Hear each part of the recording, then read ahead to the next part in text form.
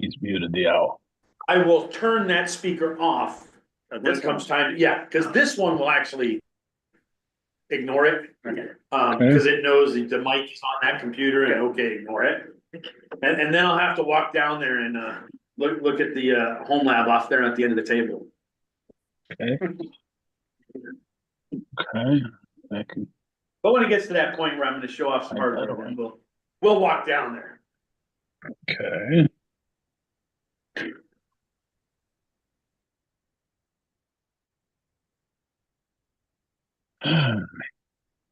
Yeah, I'll unmute this so if there's any questions, you'll hear them. Okay. Yeah, I got here at 4 o'clock so I can get set up. It's been a week. I'm the busiest man in Lansing. And, woo! Nice. And I volunteered for other things. Yay! Hey. I didn't even realize it. I'm like, wait a minute, I'm the lead for an affinity group? What? What? When did I say yes to that? What's the affinity group? An affinity group is like a special interest group, like a SIG. Like Red Hat has HPC SIG. Okay. Similar thing, but for a particular product. So like this is for open on demand, virtual desktop services. Basically on an HPC. And then they've got affinity groups, which are people who are interested in kind of the same slice of that. I volunteered for the security room. I don't know what the hell I was thinking. I don't know what I do some days. Let me make sure I have a presentation available. Because that would be key.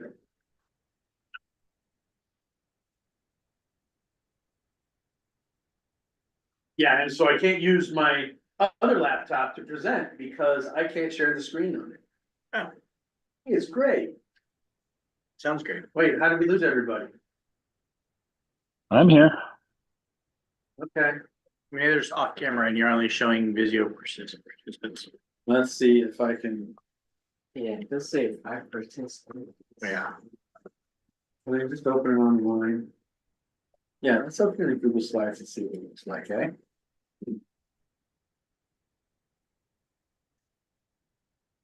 Slideshow. It's good enough to me.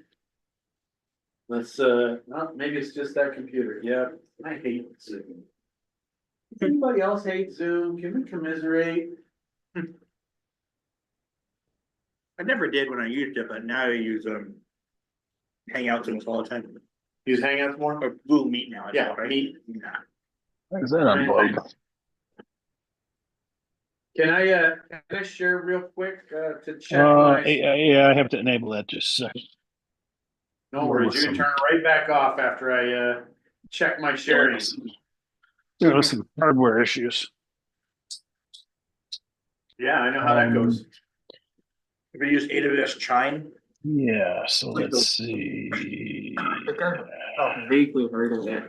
There's I'm so bad. tools. and it's a Okay, revenue you're only allowed. user. Okay, you are allowed to share it. Okay. How's that? Yeah, that was Look at right. that. Look great. I actually want to share my whole desktop because I'm that kind of person. You're just that crazy.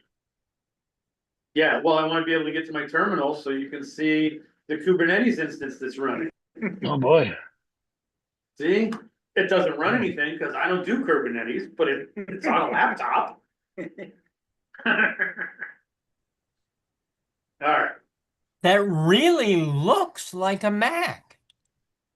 Well, Have we talked about this? I am using a Mac to present because I carry Nice. 3 laptops almost every time I come. Because I can't share on my NixOS system because I haven't configured it with X11. It's got Wayland and Zoom wants X11 to share a screen. Let me summarize. You use a Mac because it's better. No, I use it because it's the spare. Is that the AI summarization? You want me to pull out my other Linux laptop and use that just instead because? It won't work. No, it will. The other one will, because it's running Pop OS and it has X11 support. It's because I'm being fancy and running Nix OS. It's like arts, you know, by the way.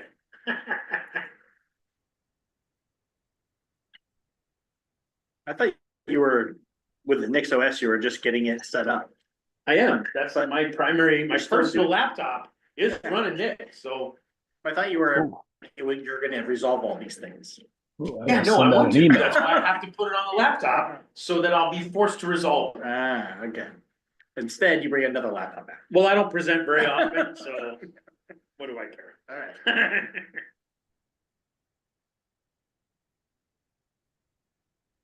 Okay, we're gonna.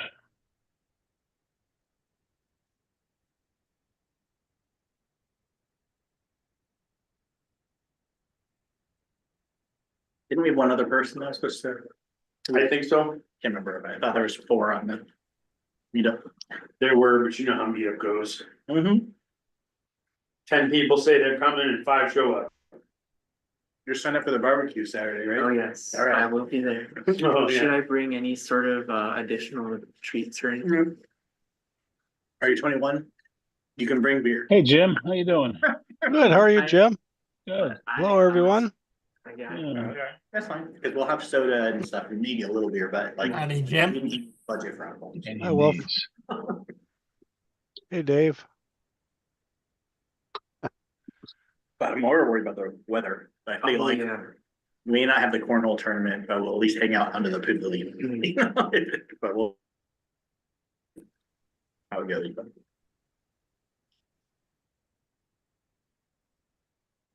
Do some. Oh, yeah, it's somebody who has come to one of the security meetings and one of the Capillary Tech Hub meetings that I had talked to. Wow.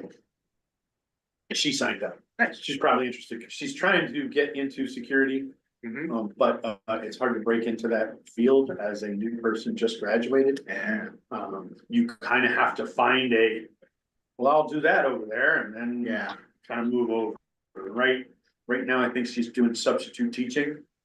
Well, it's hard to, build a resume out of that. You have to add the things that you're doing on the side as part of that resume without, it's hard. Just work at Jackson. Yeah, well, that's a thing. Jackson can be a stepping stone. Oh, yeah. I talked to one guy the last social I was at, I think, with them that had moved up somewhere. I'm not sure where he was, but he did get into like a different security team anyway. And I think he was more of the like incident response, like work midnight kind of person. Yeah, I think the security team it has a very, I don't know, approachable barrier of entry. Because you can network, talk to people, get some certs, and then you can get in. Makes sense. And they have a lot of like security stuff with like their VDIs that they have to tend to a lot. So they're open roles with that. Right here, the IT jobs that are still growing are data science and You make a security. decision? Oh yeah, I'll have the roasted turkey with cheese, and I'll substitute the coleslaw with some fries. Okay, and do you want the cheddar cheese or another kind of cheese? Cheddar's fine. And do you want a side of mayo with that? Okay, See, don't you wish you all had a fine waitress to come and take care of orders? Hey, I heard a server there. Yeah, you should come down. I mean, it's nice. You get food brought out to you, a fresh beverage. I tried that at home. It does not work. I get pelted with things.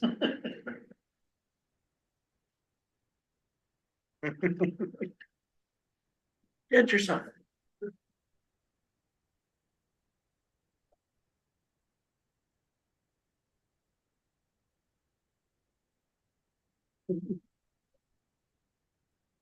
So, I heard you're gonna bring some charcoal to the cooking. Yep, Gonna do Yeah. some grilling? they only have charcoal grills there, but yes. Yeah. I like You know, open flame they said, but I figure if you're using their equipment, it matters, just can't bring your own. But they're pretty big grills, they're like half size this table, Oh, nice. so yeah, a lot of room.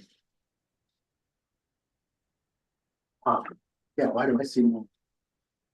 It's probably set to like the one that only showed video participants. No, it's just a piece of junk. It's, Watch, go to some setting somewhere, I don't know what it is, oh, yeah. all right, I'll take my salmon in the face. I mean, it's just, it's, The fish you have to know. You should have known, Joe. I wasn't 100% sure that the Linux version or whatever of Zoom. It did that, doesn't- but, you know, It won't do, like you can put a background that's moving behind you, like a video. Only if you have a green screen. Yeah. It can't do such a good job about gotcha. knowing who the people are in above screen unless it's fixed image. Or you have a green screen. Does that literally have to be green or could it be any color? I think it's good. Okay. Just curious. Maybe any color. I mean, if it's black and you're wearing a black shirt, of course you. Hey, Sharon's there. I just think you can still. Hey, Sharon. Hello, how are you? Good. How are you? How finally got a Tuesday evening free. As you know, I teach on Tuesdays, so Yeah. now the semester's over, kids are gone. I've got my Tuesday back. Oh, good. We get started at 6:40, so we've got like 7 minutes to mingle. It seems like there's some mingling going on. And munching too. Yeah, there's some of that. Yeah. Well, I remember the days when we used to head out afterwards to what was it, Red Lobster, and then later we changed to Yeah. another place, and that was actually equally, enjoyable and fun. That was a good time. That was a good time. Sharon, I'm glad you're here because I was talking with a friend of mine the other day, and I was mentioning the very first time I came to a mug meeting was the one where you gave a talk on file systems on FSCK. Yes, I remember that even today. Yeah. I've mentioned that to you a few times before, and I thought, man, that's the people I need to hang around with because you got in depth into file system internals and what was going on. It was pretty cool. Yes, I've kind of kept in touch with file systems, of course, not to the same degree up to my elbows in it.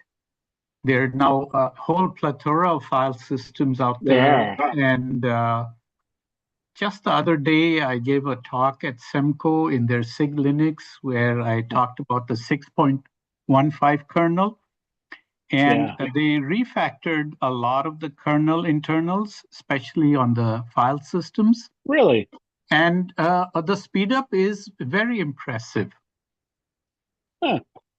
And the other notable thing about the Linux kernel 6.15 is, as you know, 2 years ago, they said they would accept Rust written modules. Yeah, I saw a headline somewhere today. Yeah, about that. and so couple of drivers out there, major drivers have been written in Rust, and they've replaced some of those. And so then I also shared a little bit about what Rust is about.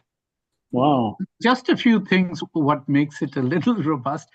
But what was more interesting is the story behind Rust.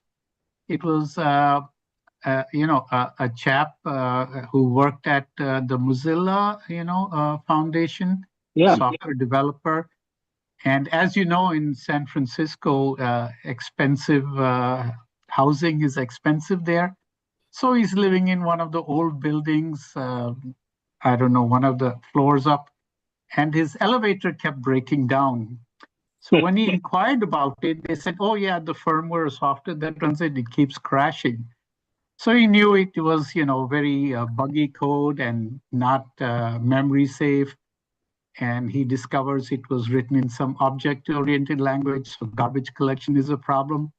So as a pet project, he wrote Rust so that it's memory safe, does away with garbage collection, forces the programmer to be a lot more rigid about the code, is very compiler intensive.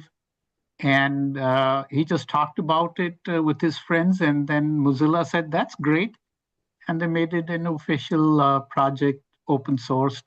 And now a lot of people use it. Yeah. So there you go. So that's the story there. Yeah, it made it all the way into the kernel now. That's pretty cool. Well, beyond the kernel, there are now several products out there. Underneath the covers, they're running Rust. For example, Dropbox, for its file synchronization, they wrote that module in the last year and a half in Rust. So that's one example. OpenDNS has been rewritten in Rust. Really? Yeah. So yeah, lots of fun things here going on. Hmm. Maybe I should come back again now that I have some time until the next semester starts in September. Yeah. Yeah. We'll do I see something. Yeah. Bill Alley showed up. We haven't seen him in a Hello, while. Bill. Yeah. Hello. Boy. Are you on a swing? Yeah, I am actually. Sitting on his front swing it's a porch. canvas chair, hanging chair. Yeah. Yeah, with a blurred background. It just looks kind of crazy. Well, you're overtaxing your little CPU resources, compensating for the blur all the time. Yeah. Yeah, move around a whole bunch. It'll really kill the CPU. Not this CPU I got. He'll handle it. Yeah. That's good to see you. Haven't seen you in quite a while. Yeah, I Oh, was we- going to we've go got- online and pay dues, but the page for paying is broken. Yeah, we're if you're a member, we're not doing renewals because we don't have the expenses we used to have. But Oh, I suppose donations are still welcome. Oh, sure, but you say the page is broken where you can enter money. yeah. Then when you go to memberships and payment, We'll have to figure that out. I don't see. I sent I an see email Dick- to the there's board Dick about Williams. it. Yeah. Did you? But Like how long ago? yeah, within the last week. I saw nothing. No, I didn't see anything either. Yeah. So. Yeah. Does it silently So throw away maybe mail maybe that's that's not broken too. No. Does it throw away mail that's in HTML format? Maybe that was it. I don't know. I noticed a lot of bulk Maybe- mailers do that. Maybe he doesn't like Bill. Yeah. Yeah. Yeah, who Yeah, put maybe. the filter in to delete my emails? Yeah. Right. I Right. see Wolf is on. Hello, Wolf. Nice to see you. Yeah. Couple of. He's- Hello. I Yeah. He's recognize. he's Yeah. hiding his face. He should turn on his camera. There he is. Hey, There he David. is. I'm not all Hello, that good David. looking. I've got a face for radio.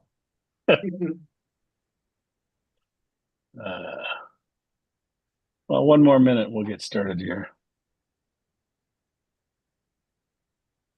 Looks like a good topic tonight. We got a lot of people here. Yeah, I see 22. There's at least one bot in that mix, but then that gets compensated for by Joe because he's. What do you got? Three people there with you, Joe? Yeah, well, me and two others. Yeah. Well, Joe counts as three, so that's good. Two, because I also have a second Zoom open. Joe's there twice. All right. Well, look, it's 6:40, so that's officially time to get started. So welcome everybody to the June 2025 mug meetings. We've got a real interesting presentation tonight from Joe Ryan. He's one of the board members, and he's going to be talking about building $100 home server or home server lab or home something. Home for lab. $100. Home lab, yeah. So he's going to be talking about that. Before we get to that, we got a few little business things to take care of. We've tried to condense down our little business stuff that we talk about at the beginning of the meeting. We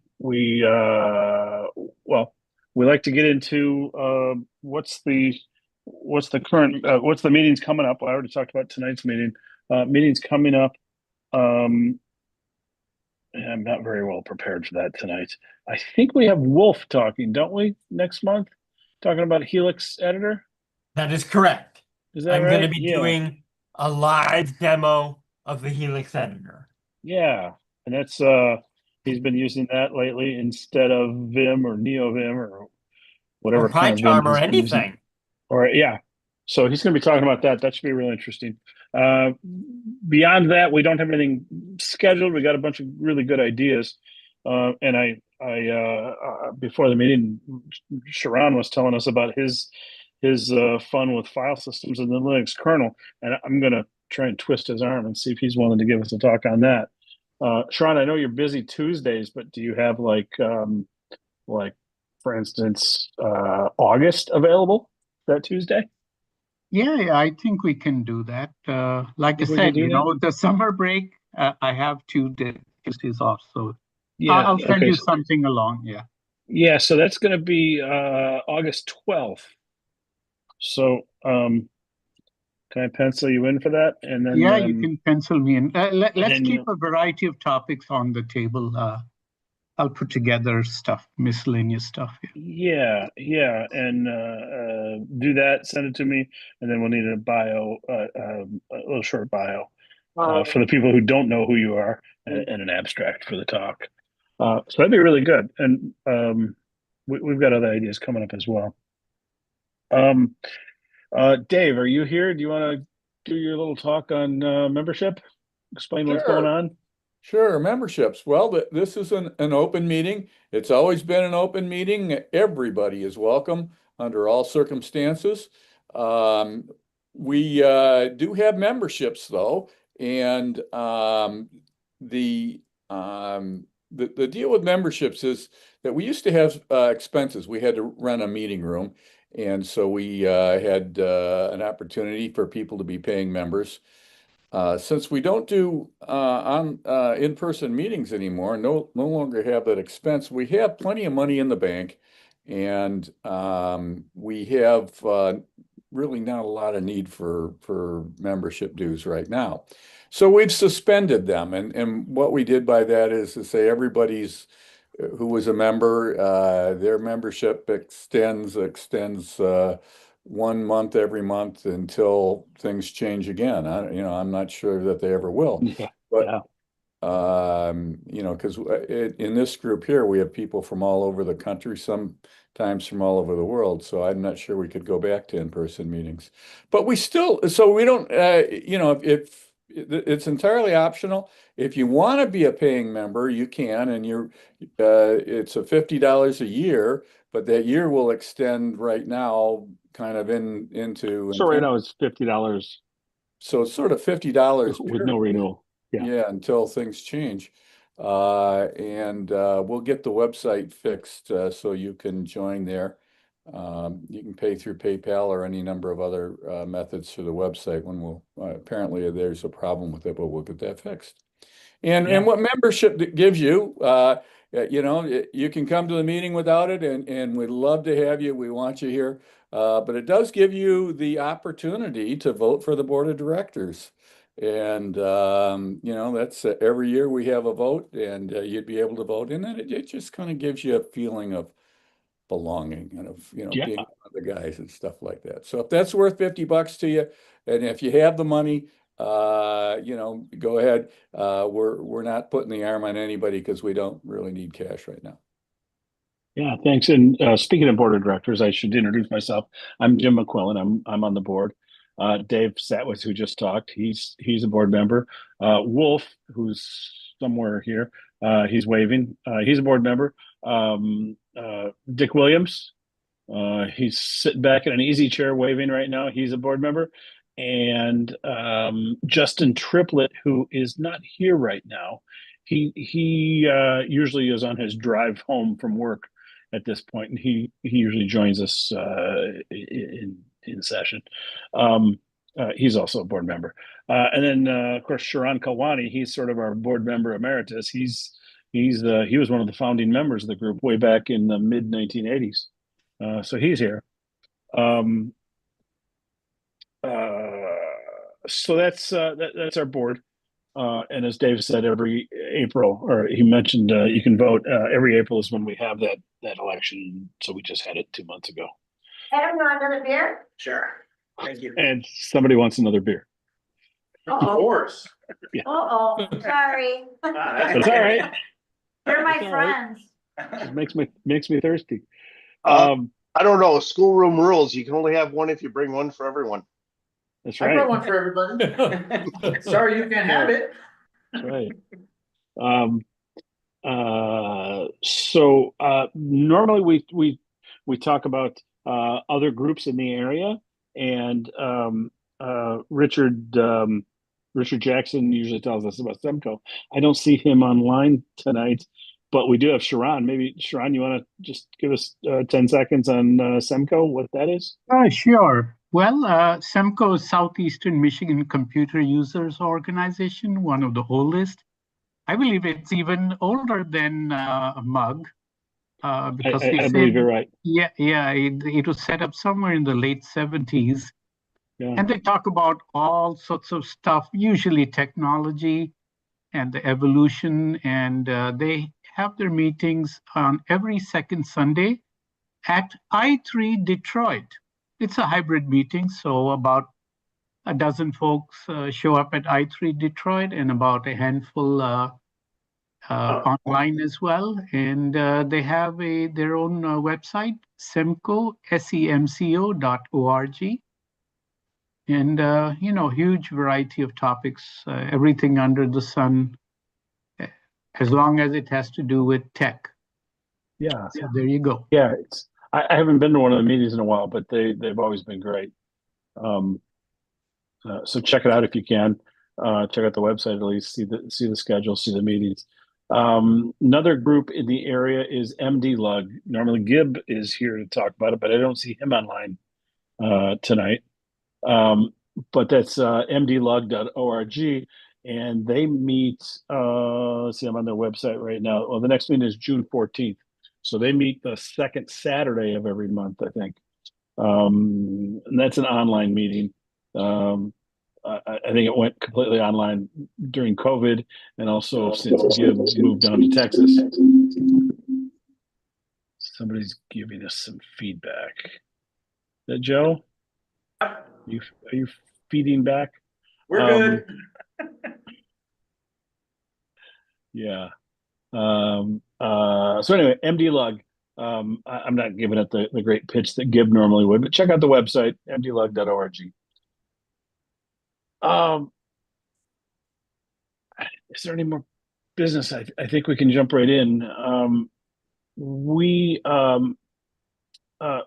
for quite a while now, we've been doing sort of two presentations, a nice short mini presentation on a Linux utility, followed by the main presentation. And of course, tonight's presentation is from Joe Ryan. But before we get into that, let's do the little mini presentation. Tonight, we're going to talk about the top utility and its friends, top and HTOP, and what is there, IOTOP, and BTOP. I'm sorry? BTOP. BTOP? Yeah. Well, we can talk about all of those. I'm going to share my screen. Let me just pop up this is a character, a command line tool. So I'm just going to open up me a little command line and get it to the right size, increase the font size a bit, and share it. And we can try out some of these things and discuss them. So I want to share my screen, share a window. That looks like the window. And hit that.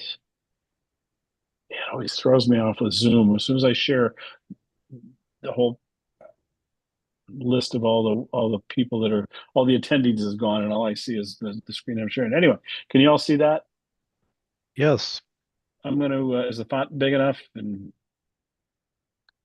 all that Yeah, kind of it's stuff? good, looks good. Looks good, yeah. All right, It so I'm does. on a Mac. I'm on Mac OS right here. I'm just going to show the top utility on Mac OS. I always get confused when I look at this one because I'm so used to the Linux top. This one, but it basically shows all a lot of important things. I got 1,043 processes currently in the process table. the number running is constantly changing, and sleeping, and how many threads I've got. Here, the load average is always interesting. You know, Mac has a lot of things going on, so the load averages generally tend to be higher than on a Linux box. But you can, you guys know what the load average is, what these numbers mean? I think it's the current average. That's how many processes are ready. How many processes are ready to run if the CPU were available to run them? Does that sound right, Sharon? You're probably familiar with that, aren't you? Yes, that's about right. And it's like a 1, 5, or 15-minute Yeah, interval that yeah, is tweakable. Yeah. Yeah, 1, 5, and 15, I think. So over the last 15 minutes, there's been an average of 4.6 processes ready to run if there were a CPU available. I thought, I'm sorry? Hello? We can't hear I you was now. gonna say, I thought that was each one digit was 100% of a particular core. And you have more than one core, so obviously you can have 6, 5, 4. But I could be wrong. Yeah. Yeah, my understanding has always been that it's how many processes are ready to run if there were a CPU to run them, which seems kind of odd from 1049 total. no, because of those processes, a lot of them are just sitting there Right. idle, right? They could be waiting on IO, or they could be just idle processes. But this here, when somebody tells me that their system is running slow, that's what I look at first. Those numbers. And this is a Mac, so I'm not that familiar with it. So I'm gonna log into a Linux box and run top there. This is the one I'm comfortable seeing. Load averages over here. And see, these are the kind of numbers I like to see. There's like almost nothing going on that machine right now. And even during the day, the numbers generally doesn't go much more than 1. And that's what I like to see. When somebody tells me their system is busy, their system is acting slow, that's what I like to look at. Now, in a Linux box, you also get things like the current time, how long the system has been up. And look at that, 944 days. That's probably in need of a kernel upgrade at this point. You know, that's You need to schedule a maintenance window. Yeah, this is a test machine, a little development machine we use, so it's not that big a deal. But that's a lot of days. I'm always impressed that Linux can just run. I had a bunch of machines in a data center. I gave a talk on that maybe 2 months ago, and most of the machines that I had running in the data center were over 1,200 days up. And that's it's interesting. I was probably good, negligent for doing that. That's pretty good. You're at 944 days. Yeah. Shoot for another couple of months, get past the 1,024 barrier. Then Yeah, you can right. do that. Watch it explode. Yeah. Yeah. And my local little server here that I have, at work, I call it my little local. I've got 1,304 days uptime. That's pretty good. Yeah. It amazes me that a system can be running, that the kernel is that solid, that it can just run. You know, Is that compared to some Ubuntu other server, platforms. Jim? What's that? Is that Ubuntu server or maybe Debian stable? Yes, it's Ubuntu. Okay. I don't even know which one. 2004 maybe, which I think just went out of support. Let's be say. Yeah, it's 2004. Okay. So this is due for an upgrade anyway. Anyway, top is the one I always use, and it's interesting. There's a few keys that you can use. For instance, I can press the 1 key, and it'll show me this is a VM in a big VMware cluster, and it's been allocated 4 CPUs. And you just hit the 1 key, and it toggles the CPUs, the individual CPUs. So you can see I've got 4 CPUs, and none of them are doing much. But when things get busy, you can kind of see how well your CPUs are. If all of your CPUs are really busy, this is a good way to see what's going on. The other thing about top is by default it sorts. I believe the largest user of the CPU on top on the top line. So in this case, I'm running some Node stuff. That's using 0.7% CPU on a busier system. You if you've got something running, let me log into another one. This is a database server. It's not even very busy. It's after hours thing, not too much going on. But this is a database server that there could be a lot of things. I do have another. Let's see. Let's try this one. There's one. I've got some stuff. I'm doing an install of my software on a new virtual machine, and I'm in the section now where it's installing Perl modules. But you can see there's a process that's chewing up a lot of the CPU. My load average is still only 1. Right? Look at my CPUs. There's one CPU that's pretty busy, and you'll see this change. Like when that process gets done and another one starts up, a different CPU will be busy. I don't know which thing is actually running right now. It may take a little bit. But the other important things are how much memory you have in your system. I allocated, this is a virtual machine. I allocated 8 gigs of memory. There's not very much free because so much of it has been used by the buffer cache, right? My processes are only using a little over a gig. The rest of it goes to the buffer cache. Linux does this thing where any free memory it'll use for the buffer cache. And that's like your IO cache for your disk IO and network IO and that kind of thing. Important stat there is you're not using very much swap at all. Yeah, it just touched swap, right? I mean, I've got 4 gigs of swap allocated, and I got just a tiny little bit of it used. Most of that is free. Well, here, 0.8 megabytes of swap is being used. That's I don't even know what it's doing there, right? It just barely touched it. But I do have 670 megs of memory available. What it would do is start taking, if I ran more processes, the buffer cache would shrink. That's all. There's other options in this tool. I think I can do H for help, and I can do things like sort. I generally just go with the default. I can find processes.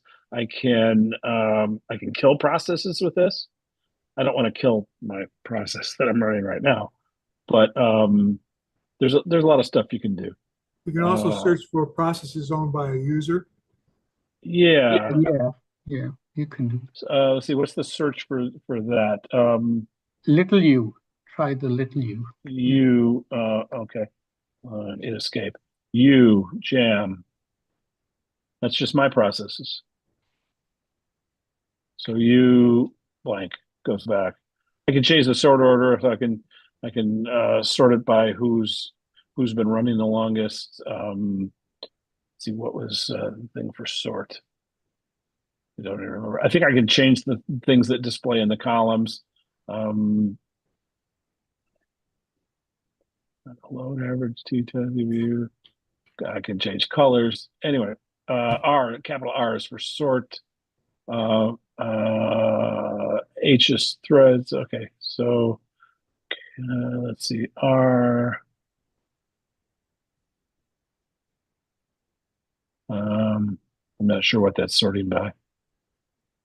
That looks Sorted like by PID. process ID. Yep. Yeah, by the process ID. Anyway, any questions on top itself? The sort of the granddaddy of monitoring. Side question. Yeah. Does anybody use ZRAM instead of swap? Yes, I do. What is that? It's compressed. Ah. Yeah. Good for a Raspberry Pi, for example. Oh, wow. I'm really curious. It's really good for like memory constrained anything, but Yeah. I'm thinking I haven't done it yet, but with these new AI models, I'm curious how there's a speed penalty because of the compression, Sure. but yeah, with Raspberry Pi with like a gig Pi, there's like a 1 to 3 compression conservatively.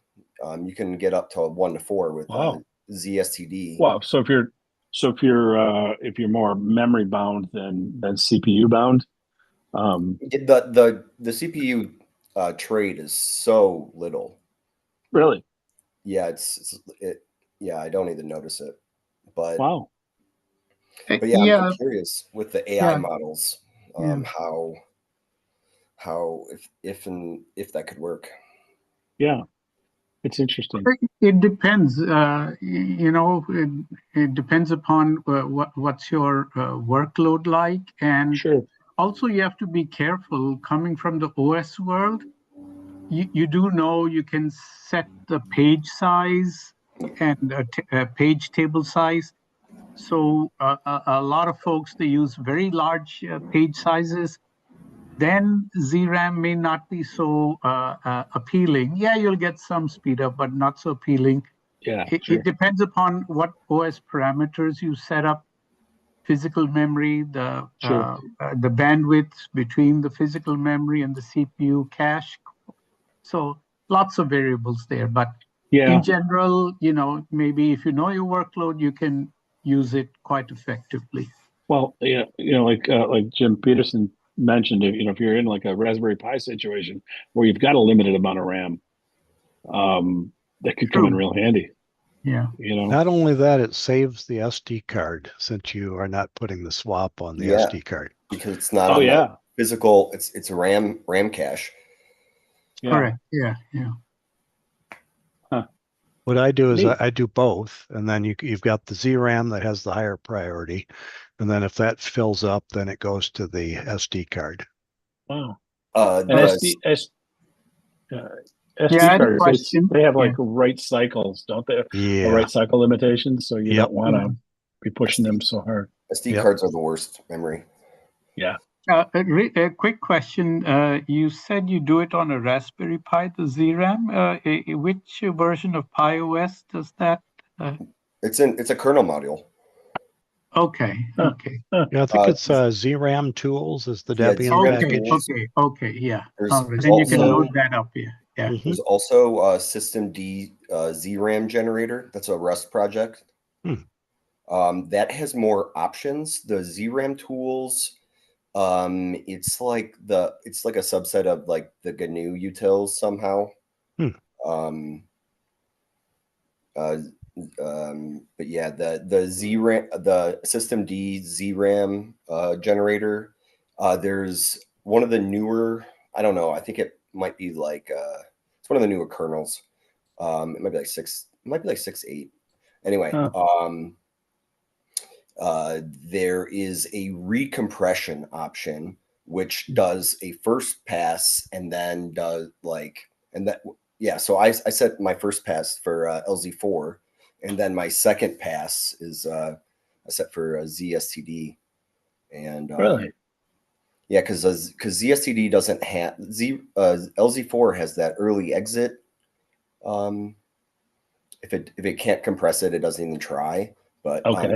ZSTD compresses everything. So I don't know. Wow. Neat. Anyway, just plain old top is pretty much what I use. Recently, I started looking at let me see. Quit that one. HTOP. I have that on this. Yeah, I do have it. HTOP is kind of the same information, just organized differently. I'm not so familiar with this, although it does give us, like the load average. Kind of this. I can't actually select in this screen. That's weird. it shows me number of tasks running, what the load average is, how long the system's been up. This machine's only been up 47 minutes. I'm building a new one. But it gives you these nice little graphs, progress bars showing you, how much memory you're using. In this case, I allocated almost 8 gigs of RAM. I've got 4 CPUs. It's showing me one of them is pegged at 100%. The others are just kind of sitting there. And of course, the list of processes. If you sure what press this one if you, is. if you press the tab key, you'll get the IO tab, which is also nice. Oh, cool. Cool. I didn't know that. So I'm not doing a lot of IO right now. My disks are just kind of sitting there. And then I hit it again and it just toggles it back. Okay, that's these tabs across the top here. That's neat. If you hit F2 and do setup, yeah, I pretty much enable everything until like tree view and I do everything until there's like a CPU. There's like it's like keep going, and then I go down until wow, I would say about there. Yeah, I think that's how far I go. Detailed CPU time, update process. Not all that stuff. It makes it laggy a little bit because it but yeah. Show temperature. Oh, I wonder if I could show the temperature. Well, let's show temperature in degree instead of Fahrenheit. Am I even showing the temperature? Go above, up one. Oh, I don't know if I have lib sensors, so. All right, enable the mouse. That's probably why I can't select things to show you guys. So I just disabled the mouse. I think that's about it. Now, how do I get back? And then F10. Okay. Or you can click it. Oh, I guess you disabled the mouse. Okay. Yeah, so that gives me a whole different display. And is there a way to save those settings? I'm pretty sure it has like a .config. Okay, like a .htop RC or something. Yeah. Yep. Anyway, that's kind of neat.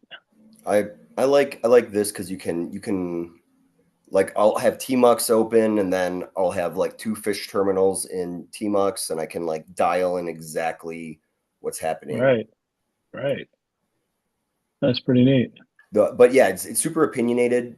The thing is, I actually don't really know the defaults. Well, I love the way that shows processes that are sub-processes of others. Yeah, that's the tree. That tree view is amazing. Yeah. I mean, if I imagine my screen was wider, it would show me more. I think if you hit left and right, it scrolls over. Ah, look at that. Yeah, there you go. Geez, I'm glad you're here tonight. Yeah. So that's a pretty neat one. And I imagine you can also, I can kill, it looks like F9 will let me kill a process. F8 will let me do a nice on it. I can change the sort order. That's neat. I can filter things. That's pretty cool. Search for things. Like I said, I just kind of started using this a little bit, and obviously you guys know way more about it than I do. But it's pretty cool. Okay, so then there's I don't know if I have it on here. IOTop? Nah, let's go get it though. If you're getting stuff, I really like Bottom also. Bottom. BTM. It's instead of top, Bottom.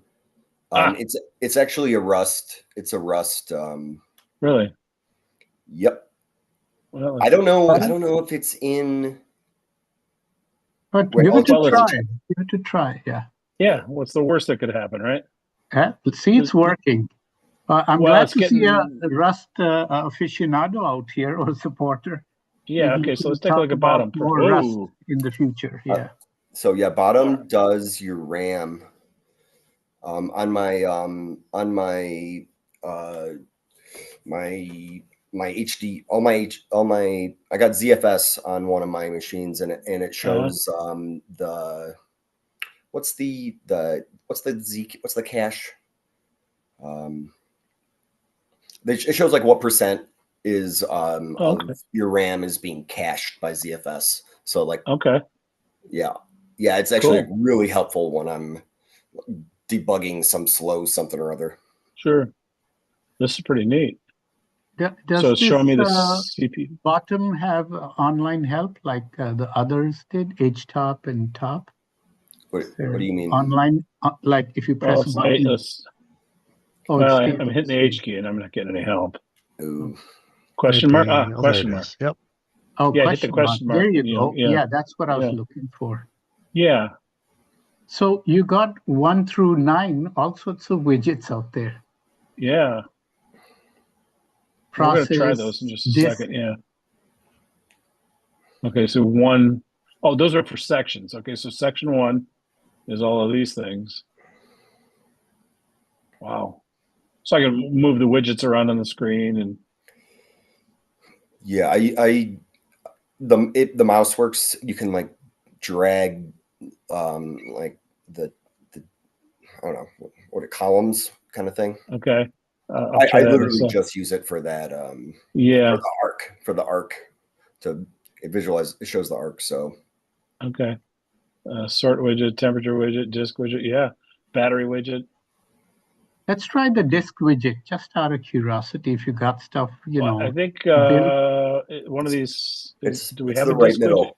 Right. It's right. Yeah, it's right there here. you go. Okay. Yeah. So yeah. Which this app is is this again? This is BTM. Okay, it looks entirely different on my machine.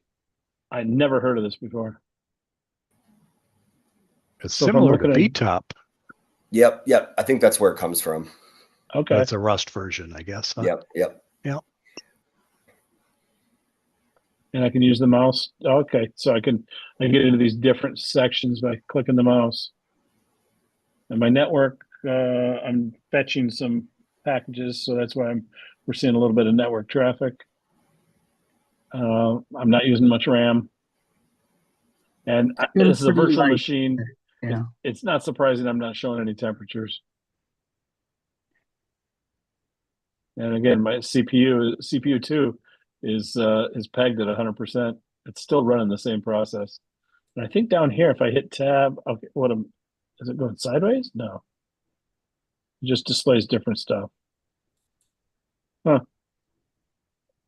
That's pretty cool. It's a good high-level summary. That I'd say the bottom. Yeah. Yeah. Oh, nice little yeah. dashboard. Exactly. Yep. Yeah. 500-foot view. Yep. Yeah, that's really nice. Thank you for sharing that one. And then IO top. Let's see. Requires sudo. Yep. IO top. Okay. So this is for IO. Yeah. I'm installing packages. So this thing is it's actually do a CPAN right now, installing some packages. So that's running in Make. But it looks like it's doing some writing. Not much reading. Yeah. Good question. IOTop, I mean, does it have a little bit more? I'm interested in file systems, so can it display more file system detail? I don't know. The question mark key and the H key don't do anything, but there are. Let's see. Active procs, Acum. Let's see, A for Acum. What is that? Sorting by those things? You can use the arrow keys. It's currently sorting by disk write. Ah, okay. I can change the column it sorts by. Yeah. Okay. Oh, there I can sort by the ID. Huh. That's kind of neat. Jim, do you use this? Yep, I do. Hmm. If I'm noticing network activity and I want to find out what's doing it. Right. So network activity. Where I'm seeing disk reading, right? Oh, sorry. Yeah, that's IF top. Okay. Oh, yeah. Yeah, this one is if you got a lot of disk writes, or like you want to find out how fast your transfers are going on a USB 3.0, you can check it out. Oh, neat. Neat. Okay, so what did you mention? IF top? Yep. And that one I think also requires sudo. What's wrong with there? Sudo apt. Oh, Install. get install IF top. IF top. Isn't apt-get just like a subset of apt? It is. My fingers know to type apt-get. I have to train my brain and my fingers to just start typing apt. I think with yeah. apt3, I think there's actual. I think the only differences have to do with full upgrade. Jim, first you have to do IP space A to get the name of your interface that you want to Okay. monitor. Then you do -I and that code there. That was what was the command again? Sudo if top. Sudo if top -I -x0. Mm-hmm. So let's see what's going on there. Look at all. Oh, there is a little bit of network activity. That's pretty. And if I didn't provide the -I, would it show me all my interfaces? Oh, like I don't have. No, I think it gives an error. You have to select an interface. Oh, really? Let's just try that just for kicks. Oh, okay. It's got a Well, default, I guess. Yeah, I guess it's defaulting to that. It's not showing local. And it popped up in the upper left there. It said listening on ENX0. Yeah, I saw that. Probably because that's the only network interface I have, other than loopback interface, and that's not terribly interesting. That one's pretty neat. Is there help? Yes, there's help. Oh, toggle DNS host resolution, so I can turn that on and off. Show the source host and the destination host. So that's S&D. Let's see. Your cumulative totals are shown on the bottom, and your peak. Yeah. And that's cumulative since I launched the utility? I think so, yeah. Mm-hmm. Okay. Yeah, because it's in the tens of K in some places, so it's not that much. Toggle cumulative line totals. I'm hitting Shift T, but and how do I get back? Quit. Okay, let's try running it again.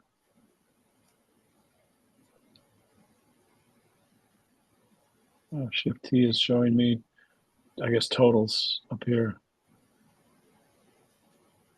If I hit Shift T, it stops showing that. So that's kind of neat. Huh. How many other tops are there? Well, there's B top and A top. What do they do? B top is like that bottom. Okay. And A top, it has a lot of sensor information included. Okay. Being a virtual machine, I'm not going to have a lot of access to that. But this one's neat because it's showing me the direction. I assume this thing here is the direction that it's going from this machine to there. And this is the return traffic? Yep. Neat. Okay. So I think we've already spent like way longer than I thought we would, but this is some really interesting information. Anybody have anything else they want to say or see before we move on? No. All right, I'm going to stop sharing, and I think Joe, are you ready to do your thing? I guess that's a yes. All right, so tonight we have Joe Ryan talking about building a $100 home lab. So Joe, you want to take it away? There we go. All right.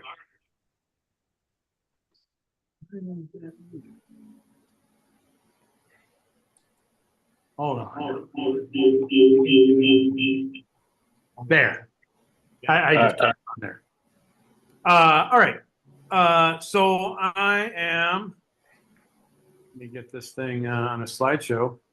I'm Joe Ryan, one of the board members, and I'm a fan of hardware. I like playing with it. And so A lot of people think they like, well, but then I got to spend thousands of dollars on some servers, and I go, no, we just get $100. We can pick up a home lab.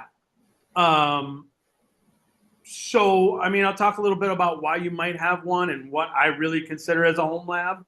I have a couple of different hardware options that maybe people would consider. Cover some operating systems and software that I've used or that I've heard about for using in the home lab. And then I have some final thoughts about them personally. You might want to, some of the reasons to experiment and learn in a safe sandbox, or maybe you want to self-host some workloads at home. You might want to do some long-running services at a less cost than a cloud hosting. Maybe you want a media server, or you want your own wiki. Nextcloud, which is sort of like cloud hosting, Google Docs and that kind of stuff. Or maybe you want to run a Pi-hole. And you don't have to run that only on a Raspberry Pi. You can run it on a VM too. Maybe it's possible maybe people want to gain experience with the virtualization layer, possibly networking or other items that you wouldn't see if you go out to the cloud and just spin up a virtual machine on Amazon or your EC2 host or your Google Compute instance. And then I like it because I can experiment easily with a whole lot of new technologies without some surprise billing. I know how much it costs to run my servers on electricity. I can, upfront the cost to set up my home lab, and then I never bother production. A lot of times I'll do things at work. I'll play with them at home in my lab because I don't have to worry about setting it up in a development environment because it's always busy. Other people are using it. Well, I just want to play with it in my home lab. It is more secure because by default it's behind your router or on a private subnet, which is what this home lab in here is on. There is no connection to the internet right now because it's a lot of trouble in a remote environment. Let's see. So some hardware options, and I'm going to cover some detail on all of these, but old laptops are usable. You can find an old desktop. There are surplus servers out there. And then, of course, I can't leave out the single board computers like Raspberry Pis. The problem I see with old laptops is the cost can be higher if you're trying to go buy it, but they are more versatile and portable. If you want to bring it somewhere on vacation, so you have your Jellyfin server or your media server, then you could do it. It also has a built-in console to it because it's got a screen and a keyboard. And then it comes with a built-in UPS because it has a battery. It does draw about the least amount of power other than the single board computers. And a lot of where I get them from is old laptops that I've decided I'm no longer using for daily activities. They run they run Linux virtualization systems pretty much okay. Can't really get into that if you have to buy it for $100. I think the lowest I found was $150 right about now. You can keep your eye out, but again, I find that people are willing to give them away if you go, I will clear that hard drive for you. Or if you've got people that you provide tech support, a lot of times they'll go, what do I do with this old laptop? You go, well, I'll take care of it. Don't worry about it. It won't go in the landfill. So that's how I get most of my laptops that I repurpose. Old desktops, I mean, you can get them reasonably low cost, and a lot of times they're a small form factor. You might find them that they have additional space for drives if you want to run a network storage device. Memory upgrades are easier to find and a little bit cheaper than the other options. They do have some power usage.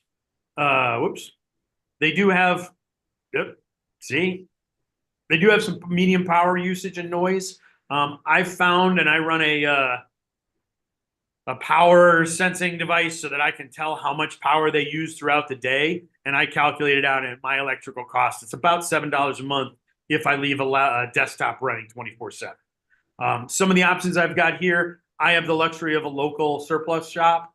I think the one I've got down there is an i5 with 8 gigs of RAM. But you can see you can get an i7 with 16 gigs of RAM for $15 if you're watching the surplus store and waiting for it. You do need a keyboard and a monitor to do initial setup because it doesn't come with one, but a lot of us have an older one laying around, or you can find them at a big discount. If you're in the market, the 8th gen i5 that's when the Ryzen came out. It has the 6 core. I think the i5 has the 6 core, 12 threads. That sounds about right because the i7's got 8 cores. And as Windows 10 becomes end of life, those desktops and laptops will become even more available because they cannot run Windows 11 a lot. I think 7th, 8th gen are where that ended. So they'll become a lot more affordable. You can get surplus servers. Usually you get the highest performance to price. The one I have down here at the end of the desk that I'll show later, I got it for $25. It's an R610. It came with 28 gigs of RAM and 2 Xeons with 4 cores each. Yeah, it does cost about $15 a month if you run it 24/7. And it does generate some heat. So you basically have a heater in your wherever you're keeping it. And the noise levels can be obnoxious. But we have running in the room right here. And although we're 15 feet away, it's kind of not too bad in that location. It is a convenient form factor because it doesn't really just sit under your desk. And then a lot of the repair parts, accessories, and memory stuff, it can be harder to find because a lot of them use ECC RAM. So that can be difficult. But they're also usually older, so you can find surplus parts. Shipping can be a consideration. As I said, I've got a local surplus at the university. So that makes them very affordable here in the Lansing area. As you can see, I mean, the 610 PowerEdge 610s, which, I mean, they're reasonable servers, $25. You have to watch for them because sometimes they put them out there at $60 or $100. And then the single board computers. Now, I consider them, yes, they're the lowest power cost, but they're kind of the least compatible because they're a non-standard ARM device. You kind of need accessories to be useful. Most of them don't come with power supplies, a case, or storage. And then they use that micro SD card for primary storage, which has a write limit. So if your system is doing logs, well, now you can hit that write limit. And you might need external drives. You can shop around and kind of find them used inexpensively, but you have to watch for them and it takes time. You can usually find older x86 systems about the same cost or lower, and they're easier to find and they're more compatible because they're just an Intel x86 system, which most of the things are built for. But it does have a reason if you're looking at, I want to see the use case of multi-node systems when you reboot one, maybe failovers of those systems, or if you want to experiment with hardware prototyping, or if you have ultra low power needs. If you're hooking up an RV home lab, well, maybe you care about ultra low power DC 2 watts draw per hour. So it does have a reason. There are some peripheral items, switches. I usually go with unmanaged switches because they don't cost much. You can get them for $10 or $15 off Amazon, or you can get lots for real cheap on eBay. If you're interested in the networking aspect and VLANs and configuration of the switches, you might be interested in finding managed switches. A lot of times you can find those at a discount as well. You do kind of need a keyboard and monitor for a lot of setup, but you really don't need a great monitor. You'll see down there, the one I've got, it's like a 10-inch monitor. It's enough to do the setup. And I actually installed one here tonight before the meeting started using the television in this room because it was the only thing in the room that had HDMI. So, a monitor, you got a TV, you could probably hook it up. And then if you need racks because you've got a couple of servers, that can be a consideration. It does cost some funds. There's a number of different operating systems and software that you can put on there to kind of get a good home lab that's usable. One of the ones I use most often is Proxmox because it's easy to set up. XCP-ng is more in your enterprise. It leans more towards the enterprise. If you needed to do some Kubernetes, you might consider K3S, the lightweight Kubernetes. Yes, if you're interested in multi-node and buying 4 desktops to put together as Kubernetes, then maybe you care about the full-blown Kubernetes. And if it doesn't have support that, you might always use a Linux server OS with Docker or Podman, or even just running some services on that server, just as a single bare metal OS on the hardware. Proxmox Debian system with kernel virtualization integrated in, and it uses an integrated web UI front end. It is older hardware, is well supported, so I like it for that. I haven't found, I use a lot of old servers, a lot of Dell, and yeah, it's well supported. The PERC 5 controller is probably about 15 years old, but it's still supported. You can scale to a cluster of hosts so that you can do clustering of your virtualization system, but not as far as XCP-ng would do. It is more designed for the enterprise. And then there's a link to Proxmox, freely available. You'll get a pop-up that says you're unlicensed, but you just click OK and keep working. No support except the forums. XCP-ng, I don't use it, so I can't really speak to the hardware support, but I've heard it's very good. It is an appliance OS, so it's more geared toward the enterprise level. They don't expect you to go in there and monkey with the OS on the command line, whereas Proxmox is just Debian with that web front end on top. It does have enterprise support levels, but so does Proxmox. You can run it on a single host. The web UI is actually a separate virtual machine that runs on the hypervisor appliance. And after you install XCP-ng, you then have to enable and install the virtual machine. But it's not that difficult. Link there if you choose to go there and investigate it more. K3s, I don't do Kubernetes, so I really just installed it to see, can I do Kubernetes on an old laptop? You can use just a single node, but it does scale up to multi-node configurations. And when I looked at how big can I get it, you can have 1,800 agent nodes on a single 8-core server node. They do have an install script, makes it really easy to get started. But if you're not focused on learning Kubernetes, then it's just one more thing to learn, because now you're managing. If you're interested in running things in Kubernetes, it might make sense not to try and manage that yourself. There is a quick start, and it like I said, the install script really makes it easy to get set up. And finally, there's Linux OS with either the kernel virtualization or Docker, Podman. It might be more complicated to set up because there's no pre-built images or scripts. You have to basically install one of the Linux operating systems, and then, okay, now I go find somebody's blog that tells me how to install KVM and how to run Docker, but it is the lowest performance needs. You don't require a very big server to run it. And it can be another thing to learn and manage that underlying operating system, whereas Proxmox and XCP-ng kind of abstract that away, so you just get a nice GUI to create virtual machines in. And then running some services without KVM, Docker, or Podman is another option.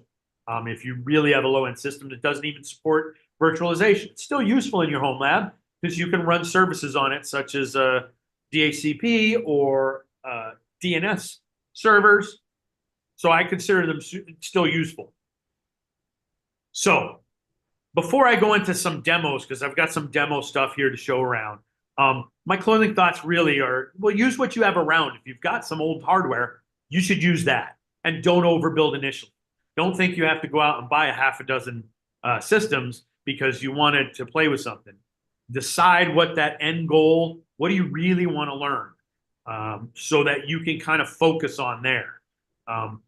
Every piece of hardware down there, I think, cost me a total of $100, but some of it was donated because they didn't want it, or some of it I've had for 20 years.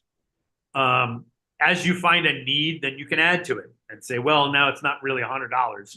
I need to add this other $50 device so that I can have 2 servers so I can see a failover between them. Some resources that are useful I've found. The MSU Surplus Store is the local one up here. They do ship, but I mean, it's worth driving in and picking it up from almost 100 miles for the cost of shipping. Unix Surplus, if you're looking for something more production ready, because say you want to run some production workloads, Unix Surplus is good, but they do charge about $70 in shipping. The Reddit Home Lab, that's useful. There's a lot of good information in there. If you're interested in a home lab, there's a lot of good details in there that you can go down that rabbit hole. I used to listen and promote the self-hosted show, but currently they have ended their podcast, so you only have 150 episodes in the back catalog. And then one final thing is that this template, I borrowed it, Creative Commons, so thank you, Mateus. Let me show some things off. So the first thing is I got a laptop over here, and it is running Kubernetes. So I'm just SSH'd into it because I've got on this computer a Cat5 network connection and also the Wi-Fi, so I can do both of them. I don't know a lot of Kubernetes, but it is running Kubernetes.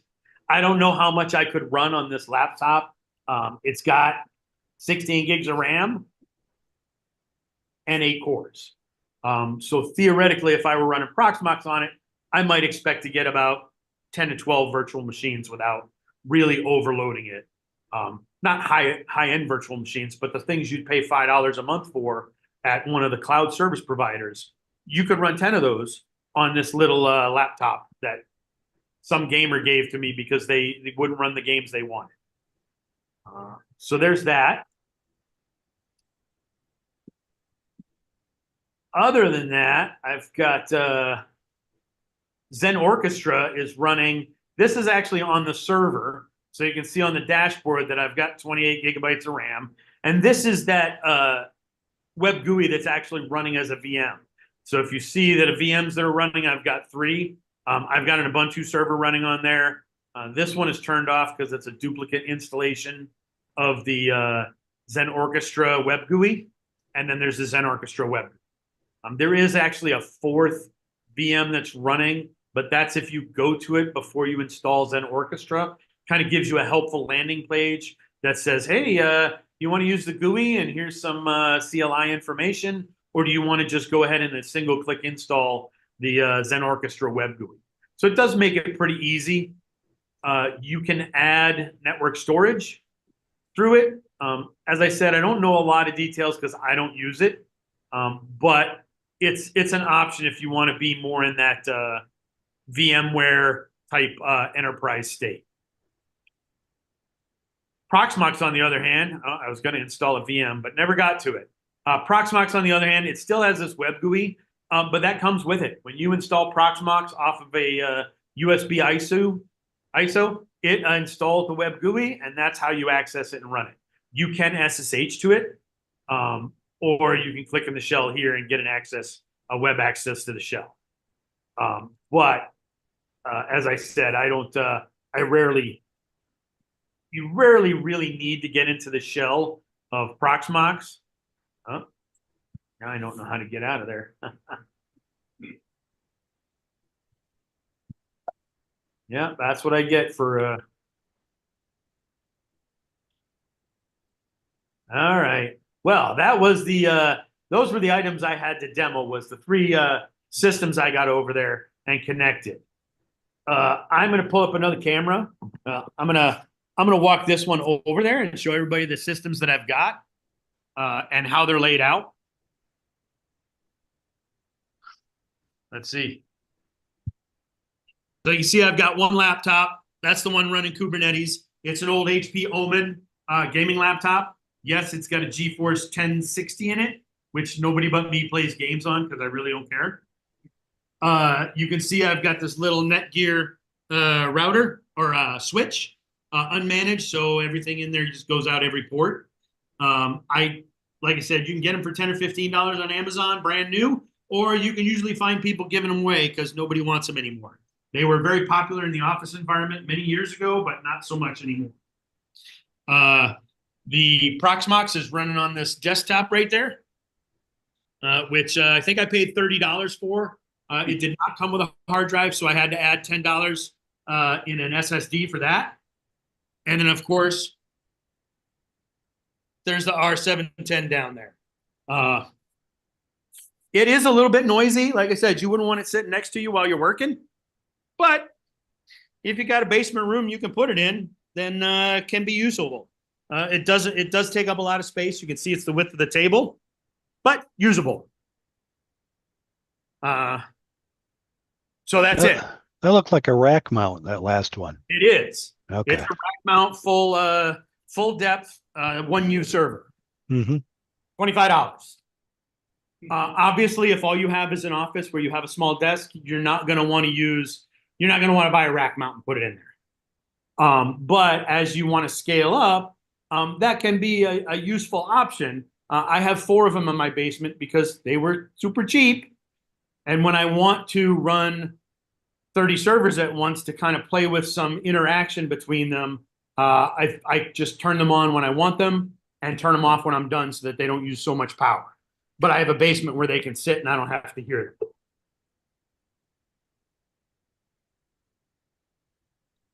So all that hardware, $100, but of course some of it was donated, and some of it was 20 years old, still sitting in my bin of parts. Anybody have any questions? That's pretty. That server, that rack server, it's pretty loud, isn't it? It's loud. I mean, we've had it on the whole time we've been in here. Okay. And it is I don't know, 15 feet away. It's a low hum. That particular one isn't too loud. When it comes up, it's really loud. And if you have a half dozen of them, yeah, you don't want to be anywhere near. Yeah, I've gotten to the point where, like, in my home office here, I really appreciate the quiet. Mm-hmm. You know, like I don't want fans spinning. I don't want discs spinning. I just like the quiet. Yeah, that is a downside of any of the server grade equipment. Is they're really loud.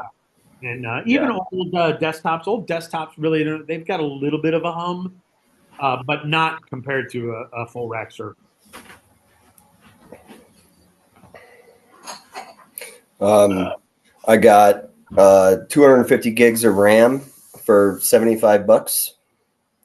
That is a benefit of the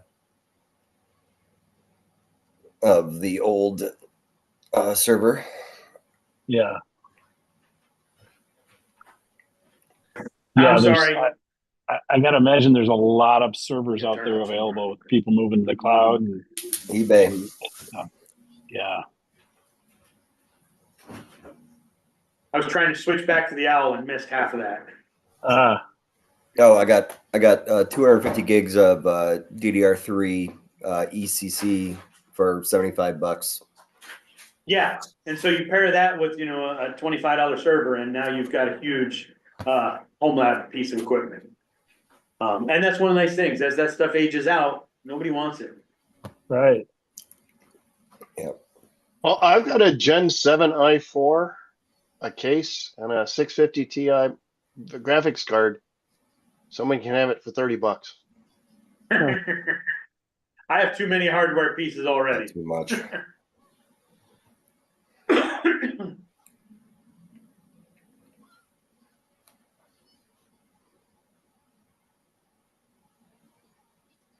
That's pretty neat. Thanks for sharing that. Any other questions about the home lab? I have a question to Joe. Can you show the Proxmox running some applications? I mean, I don't actually have it running anything. So I can't, because I don't have this one running any workloads. Okay. But I mean, I can create a new VM now that I've gotten a OS down. I got mine. Oh, I didn't put it in the right place. So I don't actually have it running any workloads, but Proxmox is what I use, and I've got a cluster of 4 when I turn them on. And it's what I use to run my workloads. I got mine. Yeah. Well, I can't share mine. They're all off, and I'd have to do IPMI power cycles on them. All right. Someone else can show applications on Proxmox. I'm going to put a link in the chat to a guy on YouTube, Andreas Spies, who the guy with the Swiss accent. That what he always introduces himself, and Yeah. he does a lot with Proxmox. You can see some Really? demos on his channel. Yeah, there's a lot of them out there. I always tell people if they're interested in XCPNG to check out Lawrence Systems. Yeah, Tom Lawrence. Well, we had him here a couple months ago. Can you, Yeah. can you see this? February? Yeah. Yeah, he does a great review of XCPNG. Yeah. Anytime you have a question, Yeah, if see, you, so there if you you go. Google something about XCPNG, you're going to find a video from him, and it's going to be thorough. I ran into that today. I needed something because I'm running XCPNG now, and I don't even remember what the question, but there was Tom with the answer. Do you guys see mine? Yeah. Yes. Yeah, here's my panel. Here's my first server. This is the one I've just put the 200 gigs of RAM in. Yep, I got. Here's all my. I mostly do the LXCs. There is. Really? Yeah, I like the LXCs a lot. I don't know. I'm like 50-50 on it because. What, between the LXC or Docker or LXC and just virtual machines? Yeah, VMs or LXCs. Yeah. Okay. I don't know. I'm torn. I'm like in the middle of like redoing it, I guess. Yeah, here's all my the nice thing is like I can just create like LXC just for like something, and I can do whatever I want in there, and I can just kill it. So is LXC supported by Proxmox? Yeah, Proxmox runs LXC instead of Docker. Oh, neat. Yeah. Like XCPNG, that's just going to run your virtual machines. Yeah. If you want to run but Docker, you're going to do that. The only problem with LXCs is you can't live migrate them. Yeah. But most of my stuff, like I have like a lot of like you can nest Docker in an LXC. Okay. And I'm like right now I'm kind of like smushing them into like one giant, like I don't know, it's like for example, my I got Image, a Jellyfin, I got Qubit Torrent. My Maze has P1000 in it, so I can do Maze. That's one of your servers. Yeah. So yeah, like the cluster. So like the cluster is the 3 nodes. Okay. I got this Skylake 2. This is my like network one. I'm running OpenSense here. Console. Oh. So yeah, here's my IP and everything. So can you still see this? Yeah. Yes. Okay.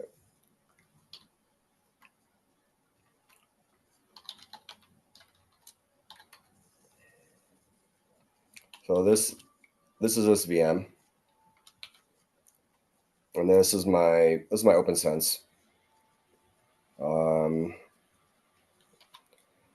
And then I got an app cache. So every time I do, because when I update something, I got to update 3 nodes, and then I got to update like 20 containers. And this app cacher just I can pull that up too. Oh, okay. So when you instead of apt install, it's fed it doesn't, by the app doesn't have cacher. to. I was running like 6 servers, and I was running what's it called? What's the easy arch? Manjaro. I was running Manjaro, and every 2 weeks I would have like it was like a 4 gig update, and I had to do it like 7 or 8 times. And I was just like, I'm not doing this anymore. Yeah. Yep. I got all my Dockers in here. I got my Home Assistant running here. Sure. That's one node. I don't really that's like my network node. I don't really Maze is kind of my like when I'm testing something and it's got a graphics card in it, so I can reboot this one to play with it. I like video games and stuff on this one. Hmm. And then Ed is my Ed is it's like an old HP. It's kind of my like NAS. I actually installed Cockpit on top of it, on top of Proxmox. A big fan of that. Yeah, I don't know what that is. Cockpit is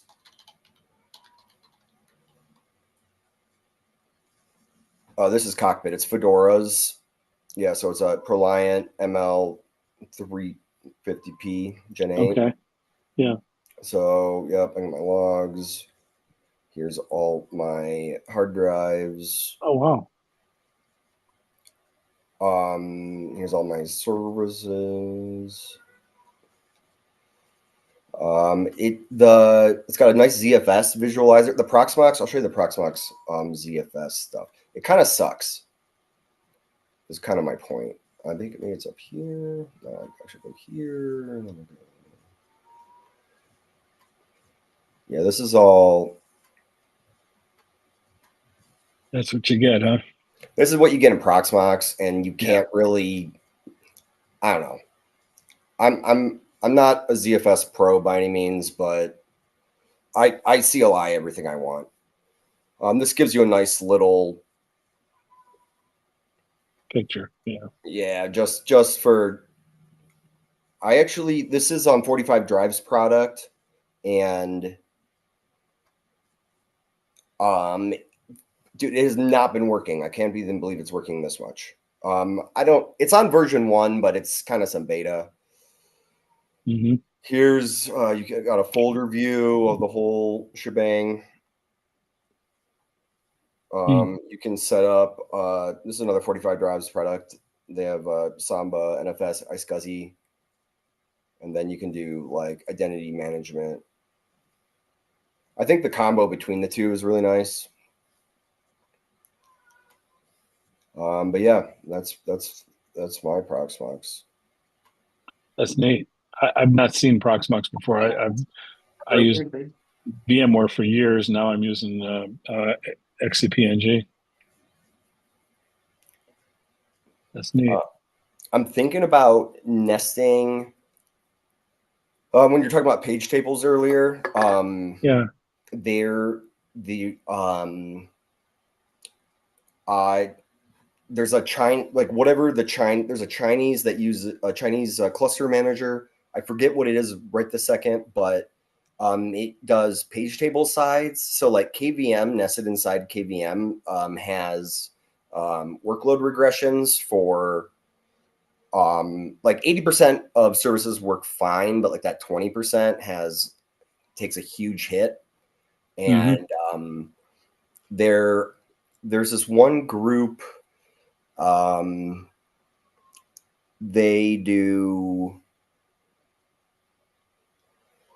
They do a page table, and you can do KVM and page tables, and you can live migrate between all the like AWS, GCP, and Azure because of the page table versus the KVM,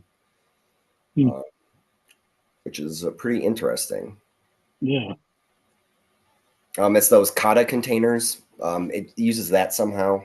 I don't know. I haven't looked into it too much because I haven't needed to, but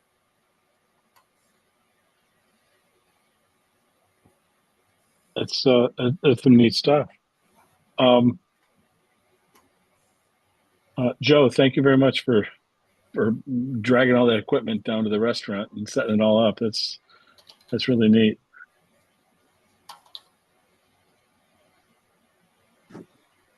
You know me, I love playing with hardware. Yeah. So I think that's kind of it for the formal meeting. I mentioned to you guys before about Wolf and I having a podcast. I don't know, is Wolf still here? Runtime Arguments. I am still here. Yeah, runtime arguments, and we've got a new episode coming out this Saturday on functional programming.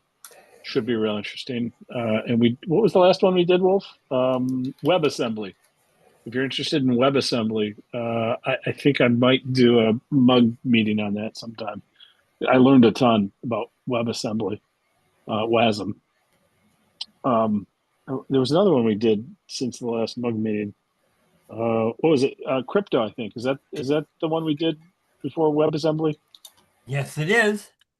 Yeah, Wolf did an excellent presentation on Bitcoin, cryptocurrency, and we both learned a ton. So if you're interested, check out Runtime Arguments on wherever you get your podcasts. Yeah. Important to note, though, that the cryptocurrency episode does not give any financial advice, tell you to Yeah. buy, sell, or invest, or anything of the kind. It just explains what Bitcoin is and how it works. Yeah, we are not financial people. Yeah,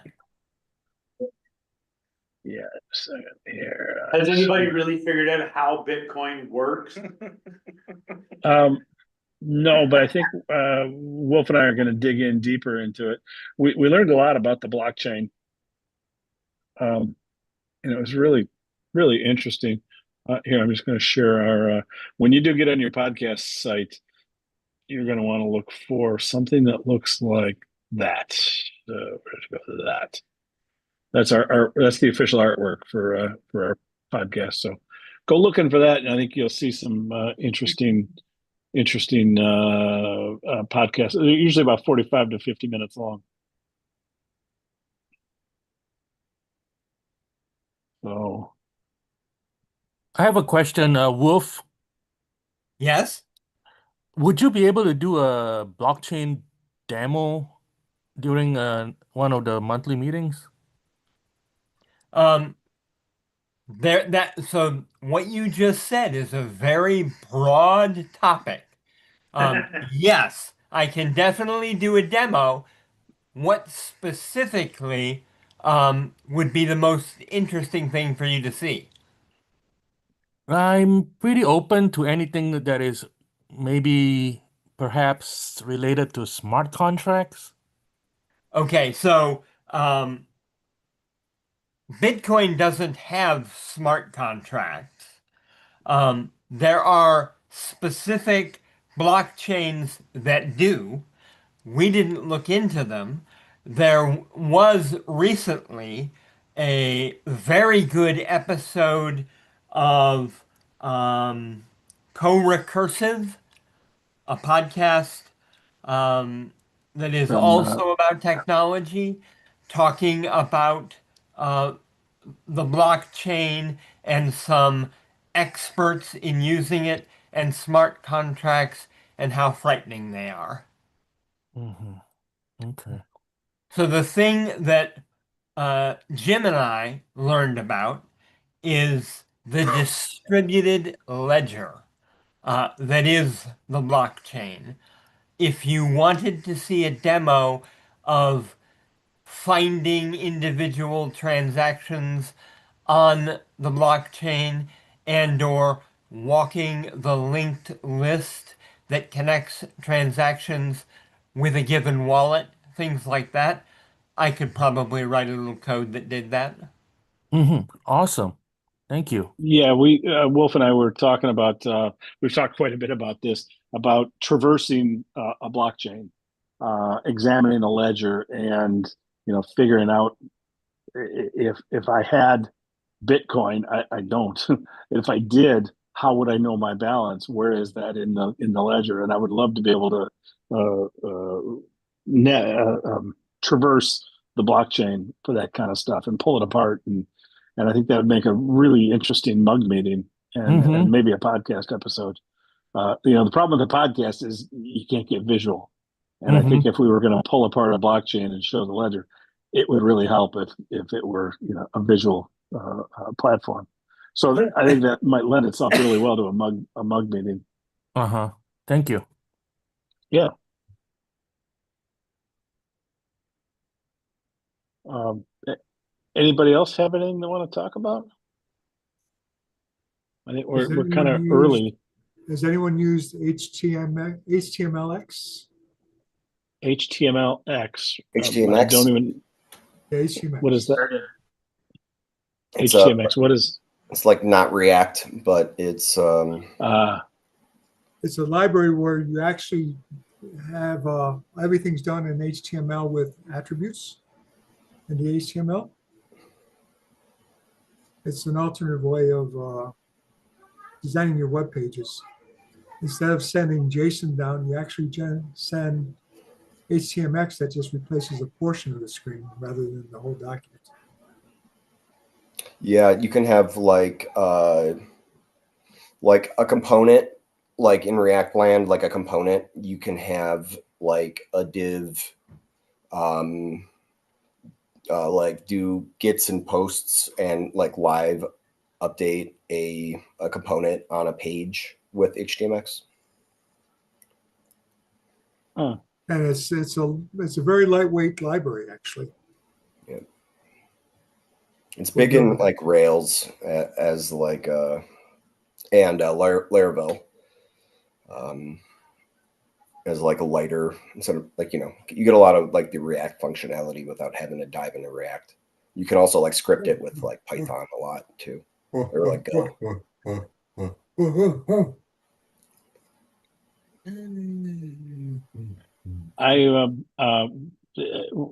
At my company, we're doing some React development. I'm not doing it. I look at React and it just kind of breaks my brain. But the two guys I've got working for me are doing really, really cool things with it. And I keep saying I'm going to learn it, but I just haven't yet. It's pretty neat. I'm looking into like net booting. I want to do some like diskless workstations. Really? Yeah. Really? It's interesting you say that because I used to be half owner of a company called disklessworkstations.com. Oh. Had you ever heard of LTSP? Yeah. I didn't know that was you. I knew about That's me. LTSP forever, but really, yeah, that's me. I've been out of that for quite a while, but I created that project in 1999. God, what's that? 26 years ago? Yeah. Yeah. The thing is, so Proxmox, I don't know if anybody knows about Debian pre-seeds, but you Little can, bit. Yeah, but like I don't understand why Proxmox actually like. I mean, I get how they ship an ISO, but like Proxmox could just be a pre-seed, and I'm like I kind of want to do like a net install to some iSCSI. I bought some 40 gig. 40 gig is actually cheaper than 10 gig. You're talking about Nick network speed? Yeah, Nick. Okay. Yeah, for I'm thinking 40 gig hard drives. Who's doing that? No, I got the QSFP. I bought what is it? Not the but it's the iSCSI. What's the hard drives over the network? But Fiber Channel and what's the other one? Yeah. But it's pretty much that. I don't know. The like in Proxmox you can do the they have Ceph integration. But I was thinking about just slapping one of these 40 gig controllers in one of the I got like a bunch of like Dell mini PCs, and I'm just gonna like net boot it like from the disk array and then do a workload and then boot it down. Neat. Neat. When I was doing LTSP, we were working really close with the Etherboot project, Yep. and they had Yeah. added. I Well, picked. there was Etherboot and then GPXE. They had added iSCSI support to that, so you iPixie. could boot. I'm sorry. Etherboot turned into iPixie, right? Well, yeah, sort of. Ken Yap is the guy that created Etherboot, and he stuck. He just sort of retired, let's say. Then Marty Connor created GPXE, IPXE. That's like 20 years ago. Anyway, Marty Connor created that project and worked with the guy in England to add iSCSI support so that you could boot over an iSCSI. I never got into that part of it, but I know there was an awful lot of chatter about that. Yeah, the have you heard of Debian LAN? No. Debian LAN, it looks like it's really LTSP seems like pretty much it's like, oh, I'm gonna do this like my way kind of thing. Yeah. And yeah, it's a German guy, but I'm pretty sure he services like a high school or a university. Okay. And but it's all net. They're all like thin clients. Yeah. But I was thinking like a diskless workstation, like I don't know, it's like a thin client, but I want to like boot up like a node and then like run a workload on it and then like power it down when I don't. Sure. People were using LTSP for that. Doing all kinds of strange, crazy things. Building clusters and stuff that were all net booted using some of our stuff. Yeah, there's another thing called Debian DebOS. That's like a project out of like Germany or something, and but they use it to it's written in Go. It takes a YAML file and then creates an OS image, and they use it for the car infotainment systems. Oh, really? Yeah, and there's another one, Debstrap, that I'm pretty sure it's made by Toyota to do the same thing. Oh, for the car. Yeah, to spin up, but you can like say if it's like ARM or x86, you can put like just takes a YAML file. So I was and then there's boot C, which is boot containers, but it's you get OS tree. Yeah. It's like an OS tree model. So it's really invested by Facebook because it's secure boot. It works with secure boot. And that's a big Dracket and MK OSI, I think. But I was thinking like I could have think of like a Squash FS, but like I could have like a gig OS image that I could net boot, and then it could stay in RAM, so then I could boot like 4 computers off of it. Sure. And then if I did an update, like all of them would pull the same thing, so I would just have to like cycle them, and then they'd be updated. And I just to like lower my own like admin, because like I respin the nodes every 6 months or so, and I like have like a write up that I like just like a running doc for myself, and I have to like it actually takes me like a week because I like have like kernel tweaks that I've learned since then, and it's just like a giant pain in the ass like twice a year. And I'm like, oh, it should be easy, and then it takes about a week because I'm like tweaking stuff. Right. Well, when you're doing net booting, the beauty is it's all hosted from a single source, and all your configuration is right there, and you want to do an update, you just do it once and reboot the nodes. Yep. Yep. So yeah. Yeah, it's been a long time since I've been involved with that. Yeah, who's the new guy's like Greek or something, right? Alkis, I can't even pronounce his last name. It's like Garopolis or something like that. Gatsby is the React static site generator, and FBI.gov is made in Gatsby. So is Little Caesars, but Gatsby actually uses his project manual or his documentation. He has like a documentation of like how to organize docs for like public facing stuff.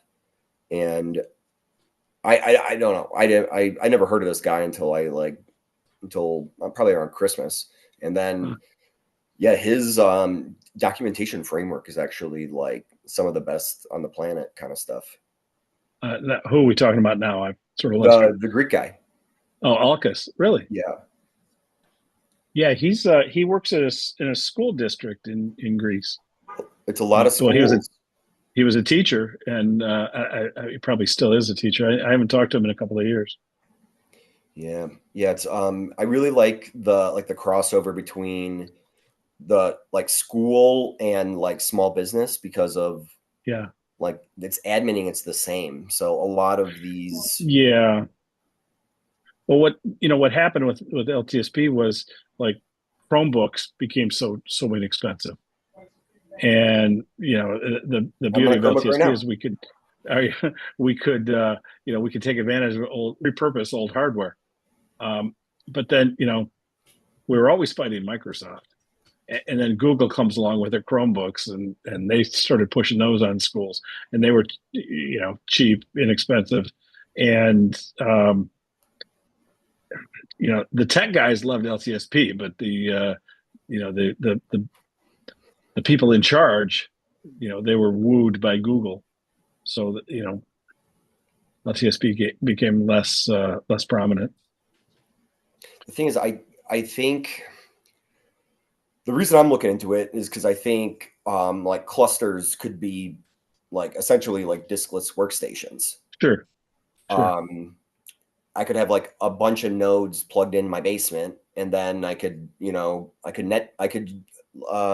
the like when you ping it and it boots, what's it called? Wake on LAN. Yeah, Wake on LAN. Thank you so much. Yeah.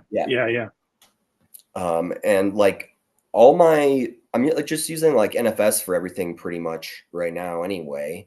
So it's like I could just hard power the nodes, and so like my cluster, I have that old HP, and then I have I could actually pull it up on the phone.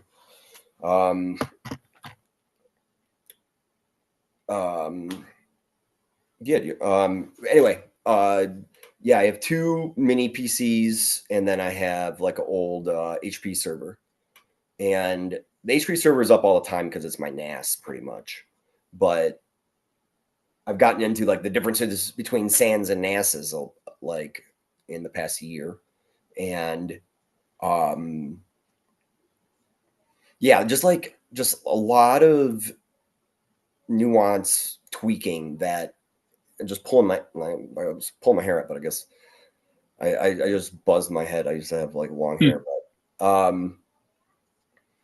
but yeah, I don't know. I think this is. I've been using Proxmox for like 3 or 4 years. About 3 or 4 years, and I'm getting into like spinning up my own QEMU KVM, but it's like super niche and like nobody needs that. But I feel like I'm just trying to like optimize the like the adminning of it, and yeah, that's how I found like the net booting.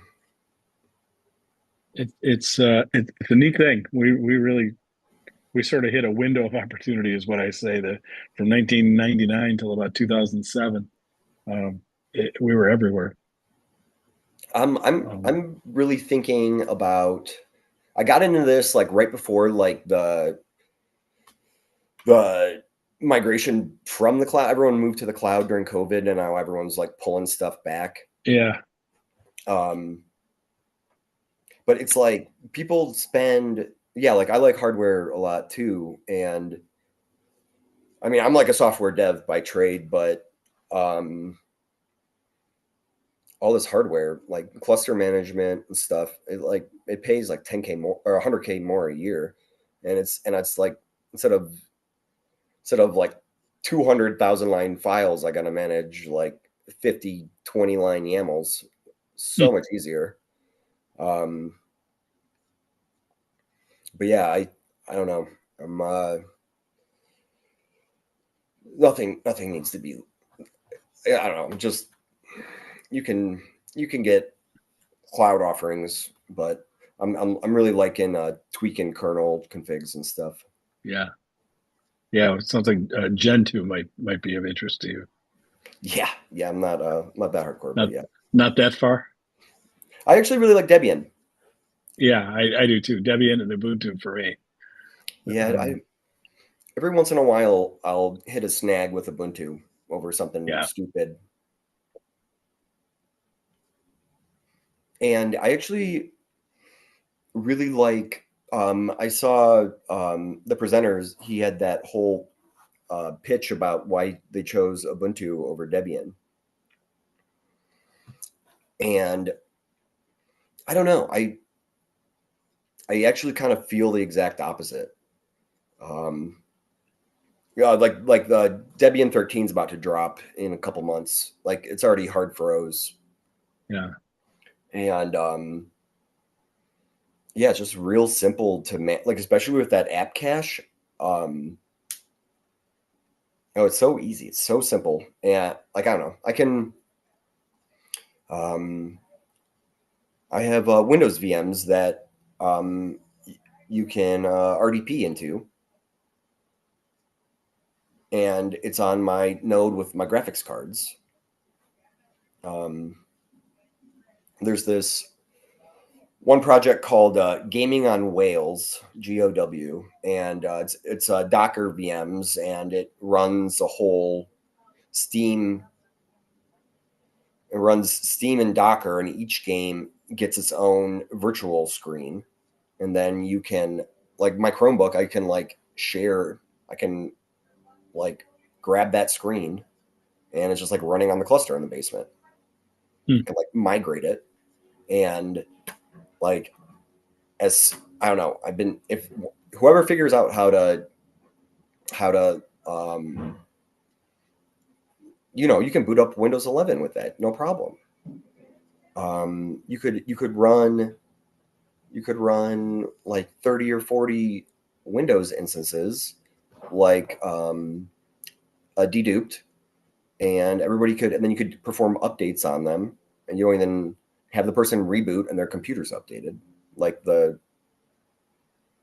see a lot of potential. Yeah. How are you doing the dedupe with ZFS? Yep. Okay. Yeah. I haven't gotten to the iSCSI yet. I keep on. There's always some gotcha, and I have to like drop the project for like a month or two, and then I pick it back up. And I haven't been able to like sew the whole thing together yet. But yeah, that Debian pre-seed, that Debian LAN guy, he I heard about pre-seed before, but like Proxmox could be like, you could netboot and net install are different, but you could net install Proxmox on an iSCSI LUN, and then boot, and with like a 100-line pre-seed file, and then I could tweak that. I could version control that, and then each time I like add or change a new node, I could tweak that in Git, and then think that'd be super simple. But then I don't know. I'm like torn between Ansible and not. Mm-hmm. And there's actually been like a real push back to shell scripts away from Ansible. A push away from that? Yeah, because like yeah, there are a lot of software devs are like converting 600 line Ansible, like what do they call it? Recipe. Yeah. To like a 30-line bash script. Yeah, that's like the new hip thing. Like, you know, the Vim guys are all doing that, are just running bash scripts. Yeah. Downplay Red Hat or why? What?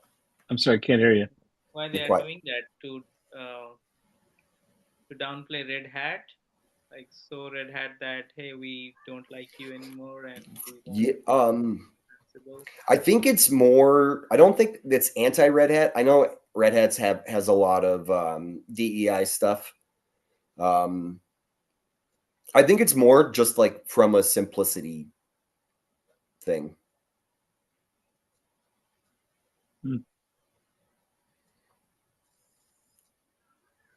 Yeah, I don't know. I think for large deployments, I don't use Ansible myself, but it seems like a great way to go. It's I can't interesting imagine. that you all were talking about people going to cloud, and then now they're kind of reverting away from cloud. Yep. I'm seeing and hearing people that enjoy streaming, and now they're going back to DVDs. Next they'll be playing their music on vinyl records, right? Oh, dude, I'm playing a vinyl. Everything old is new again. Yeah, right. I got a vinyl set on Thursday. There you go. There you go. I mean, people are sick and tired. Hey, I what's think, wrong with about the vinyl streaming records? services. Yeah. The streaming Yeah. services are just nickel and diming every turn. Yep. Yeah, you can buy old DVDs on eBay for $, and then you can just like upload them to your NAS. Yeah. The problem is you got to build an ingester because of like the 5.35, the DVD, you know, in the front of the old like a tower. There's some server, some just like desktop cases have 3 5-inch front spots, so you can fit Right. like 15 DVD burners in one. Because so just because if you're doing one at a time, it takes, I don't know, how long does it take for one DVD to rip? So yeah, I gotta like build a whole rig to do that ingest. Mm-hmm. Yeah, I remember the very early days of Netflix. You don't have any commercials, and now it's like commercial every 5 minutes.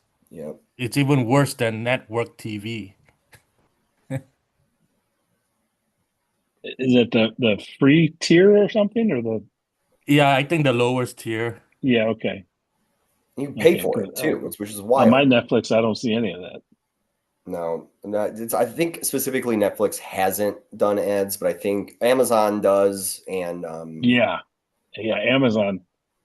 Yeah, they've gotten quite annoying. Quite annoying. My ad block, I set up. I don't do Pi-hole because but I run my own Unbound recursive DNS, and okay, it blocks, like I can't get ads in my house. Like I can't. I like network block them for like DNS level. So like if I download like a phone game, like they cannot even serve me an ad because it's like. But doesn't Pi-hole do that? That's where I learned it. That's where I learned it. But I just run Unbound on my OpenSense VM. Okay. The problem is because I was running the different VM for Pi-hole, every once in a while, like DNS would go down, and then it would be a bitch to troubleshoot for an hour or so because of the separate VM. and I just found that running it on my firewall router is just a lot easier. But Sure. Pi-hole doesn't actually only works. It doesn't actually work on BSD. I think I don't know why not, but it should. Yeah. I bet somebody with a weekend could make it work on BSD, but There's nothing special about it. yeah, You know? that they actually have a HTTP light HTTP. It's like that's what their special thing is, and I'm pretty sure BSD has that. So I don't really get I don't get why it wouldn't. But yeah, no, that's and then when I first set it up, Amazon, what's the Amazon streaming just stopped working, and The Prime. yeah, Amazon Prime. Yeah, Prime? it Yeah. just stopped, and I thought like a DNS blocked it. Their ad server. That was a fun troubleshoot. That was a good 72 hours probably. And it was I found a lot of streaming services will lock up if you don't allow them to play their ads. Exactly. That's exactly what I did. Yeah. But I found a way around it. It just took me a couple days, but it was an old app version. Once I updated the app version on my TV, it worked. But yeah, it like loads the ad and then it just skips it. It's awesome. Highly recommend. So would you say that the newer apps, if you load the new app, it doesn't have that locking up problem with the Yeah, it was an old so I have LG TV, and like the Prime app was like out of date. Once I got the new one, it actually like the ad server, once it like loaded it, it would like crash and then the movie would just play. Huh. Yeah. Yeah, it was awesome. Okay. Yeah, but I don't like, that's why I don't like, I just bought, have you guys heard of that ONN? ONN? I got the box right here.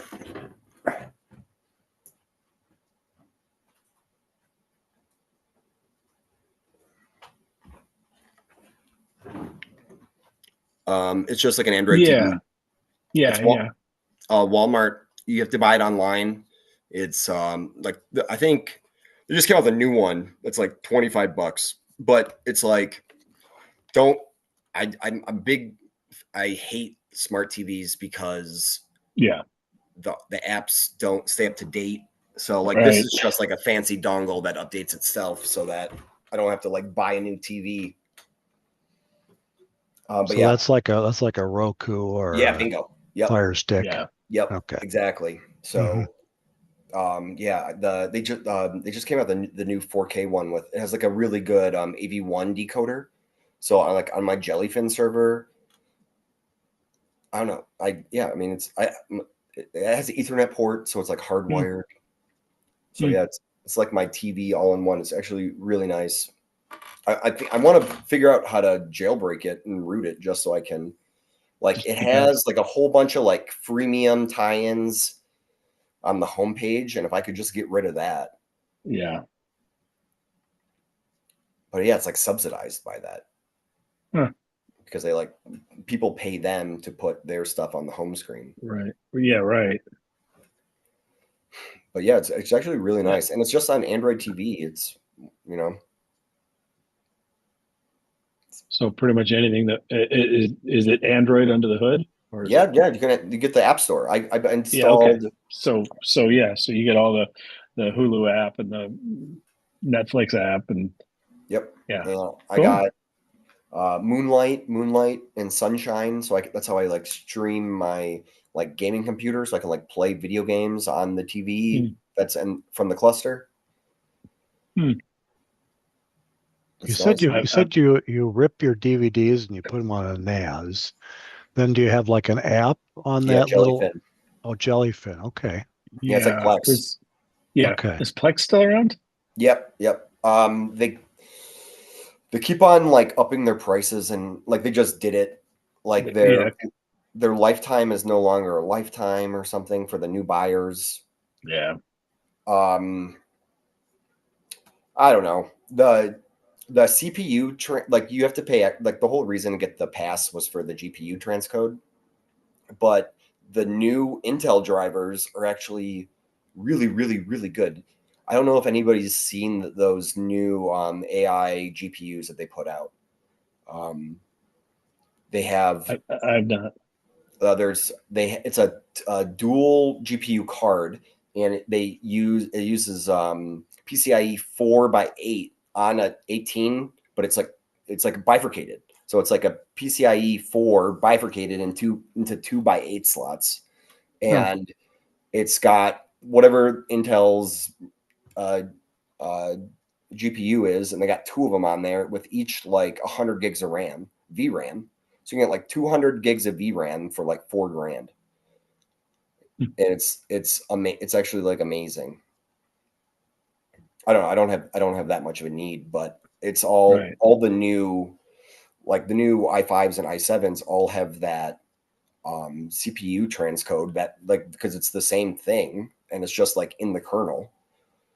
So like what a big problem with Proxmox is the GPU sharing. Like not really, but it is, like giving a VM a GPU, but like with the new Intels, there's like think of it like 8 threads of GPU, so I can like give Jellyfin just one of them, and it's not like a GPU pass through where like all of a sudden I lose access to the box. But that's just the iGPU on the Intel. What does that do for you though? I'm kind of lost there. So like integrated graphics on like an i5, right? Yeah. So it chops it into like 8 threads, so you can give a VM one of them. Oh, okay. Yeah. Okay. But then once you have that in a virtual machine, now you've got just a GPU in the VM. What are you doing with that? But so like Jellyfin to transcode, you can do CPU transcode or GPU transcode. But but it like I don't know, like the CPU transcode is so inefficient. I got like I got 10 core 20 threads. I got 2 of them dual socket, 100 gigs of RAM, and it's pretty much it's like 90% on the CPU transcode. Pegged at 90%. Yeah. And with the integrated graphics, I don't know. I literally had this VM with like 20 cores just to try to get this to work, which I had. I ran that for about a week until I figured out the GPU. Super easy, but just didn't have the time at the time. But yeah, the Intel's doing really good work.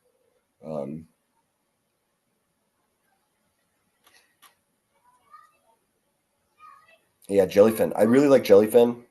I've been running for like 2-3 years, and it's gotten a lot better. Well, why do you transcode? Does it compress the video? Is that why you do the transcode? It's for different TVs. Yeah, you don't need to. But so like in my bedroom, I have an old 1080p TV. Mm-hmm. So it has to transcode for that. Oh, okay. So it does it like Jellyfin does it itself, so it sends the compressed thing. So like my device just takes the file. Oh, okay. Yeah, it's like kind of like think of it like a cache. Because you're just streaming it, right? So it's like doing it and it's keeping it in the RAM, and then it's like sending the RAM over the network, and then the device just can play it. Because usually like when I have a DVD, I can rip it as an ISO and then play it with VLC. So I'm just wondering if you had something like VLC on the player side, wouldn't that just play it? You wouldn't have to get it transcoded, would you? Just play mount the ISO and play it. I don't know just because I don't do it that way. Oh, okay.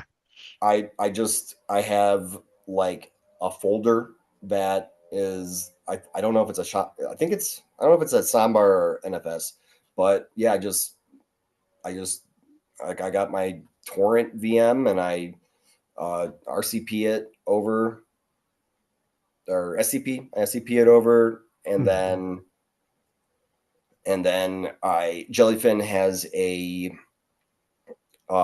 like scan your library, and then it just I don't know. Jellyfin's really nice. I like it. Okay. Yeah, you probably could do it easier. Yeah, you probably could have like a server, because I know VLC has like a server and a client. You can have it like, you can view other VLCs on your network if you set it up that way. But the problem is like VLC on the client, like I'm thinking like on the TV, like how do you need like borderline like a mobile UI just to, because TVs with like a mouse, or else you're sharing a desktop at that point. Right. Yeah. So that's the problem. Okay.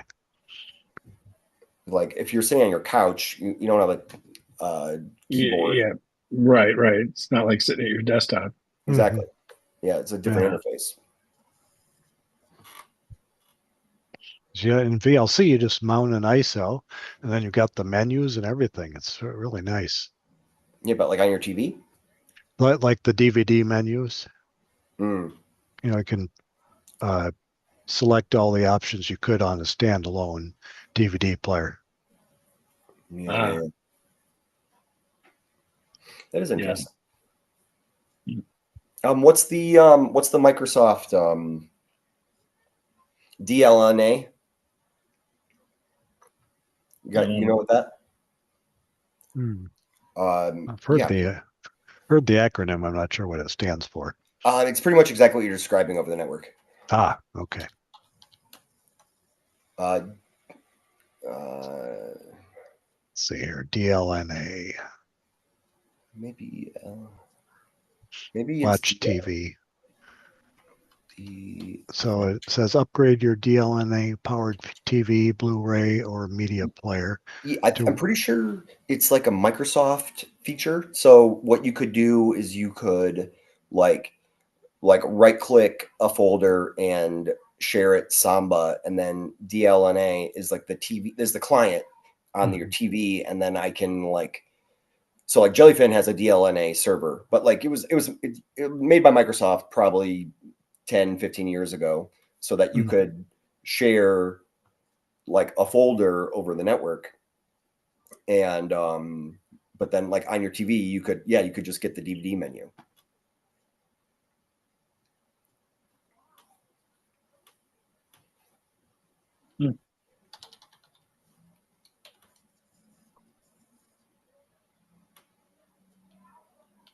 Yeah. I would look into that. That's I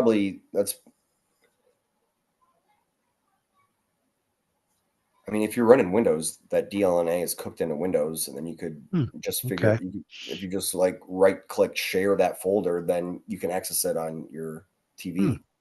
Like, I have like a really old. I have like my dad bought like the first smart TV that Sony offered, and I can tweet from it. It's trash, but it has. I don't know. That's how I ran. That's how I did the network. Isn't that the one that had the rootkit on it? I am afraid. That's another thing that I'm a super. Yeah. You want to keep yourself dumb. That's why I like this on box. It's just. Yeah, I got the better one for $50, and it has an Ethernet, and I got a hardline. So yeah.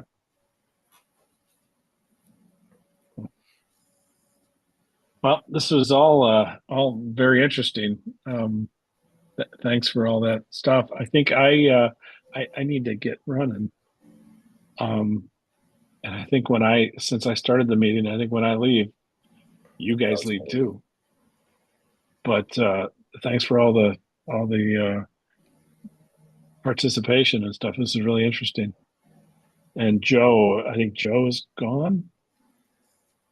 I think Joe has left the building.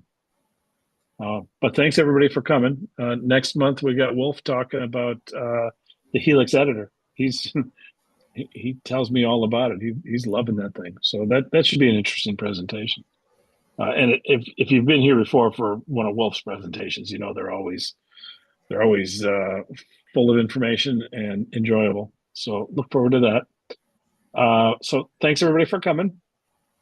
And hope to see you next month. All right. Thank you, Jim. See you later. Bye. See you. Bye. Bye.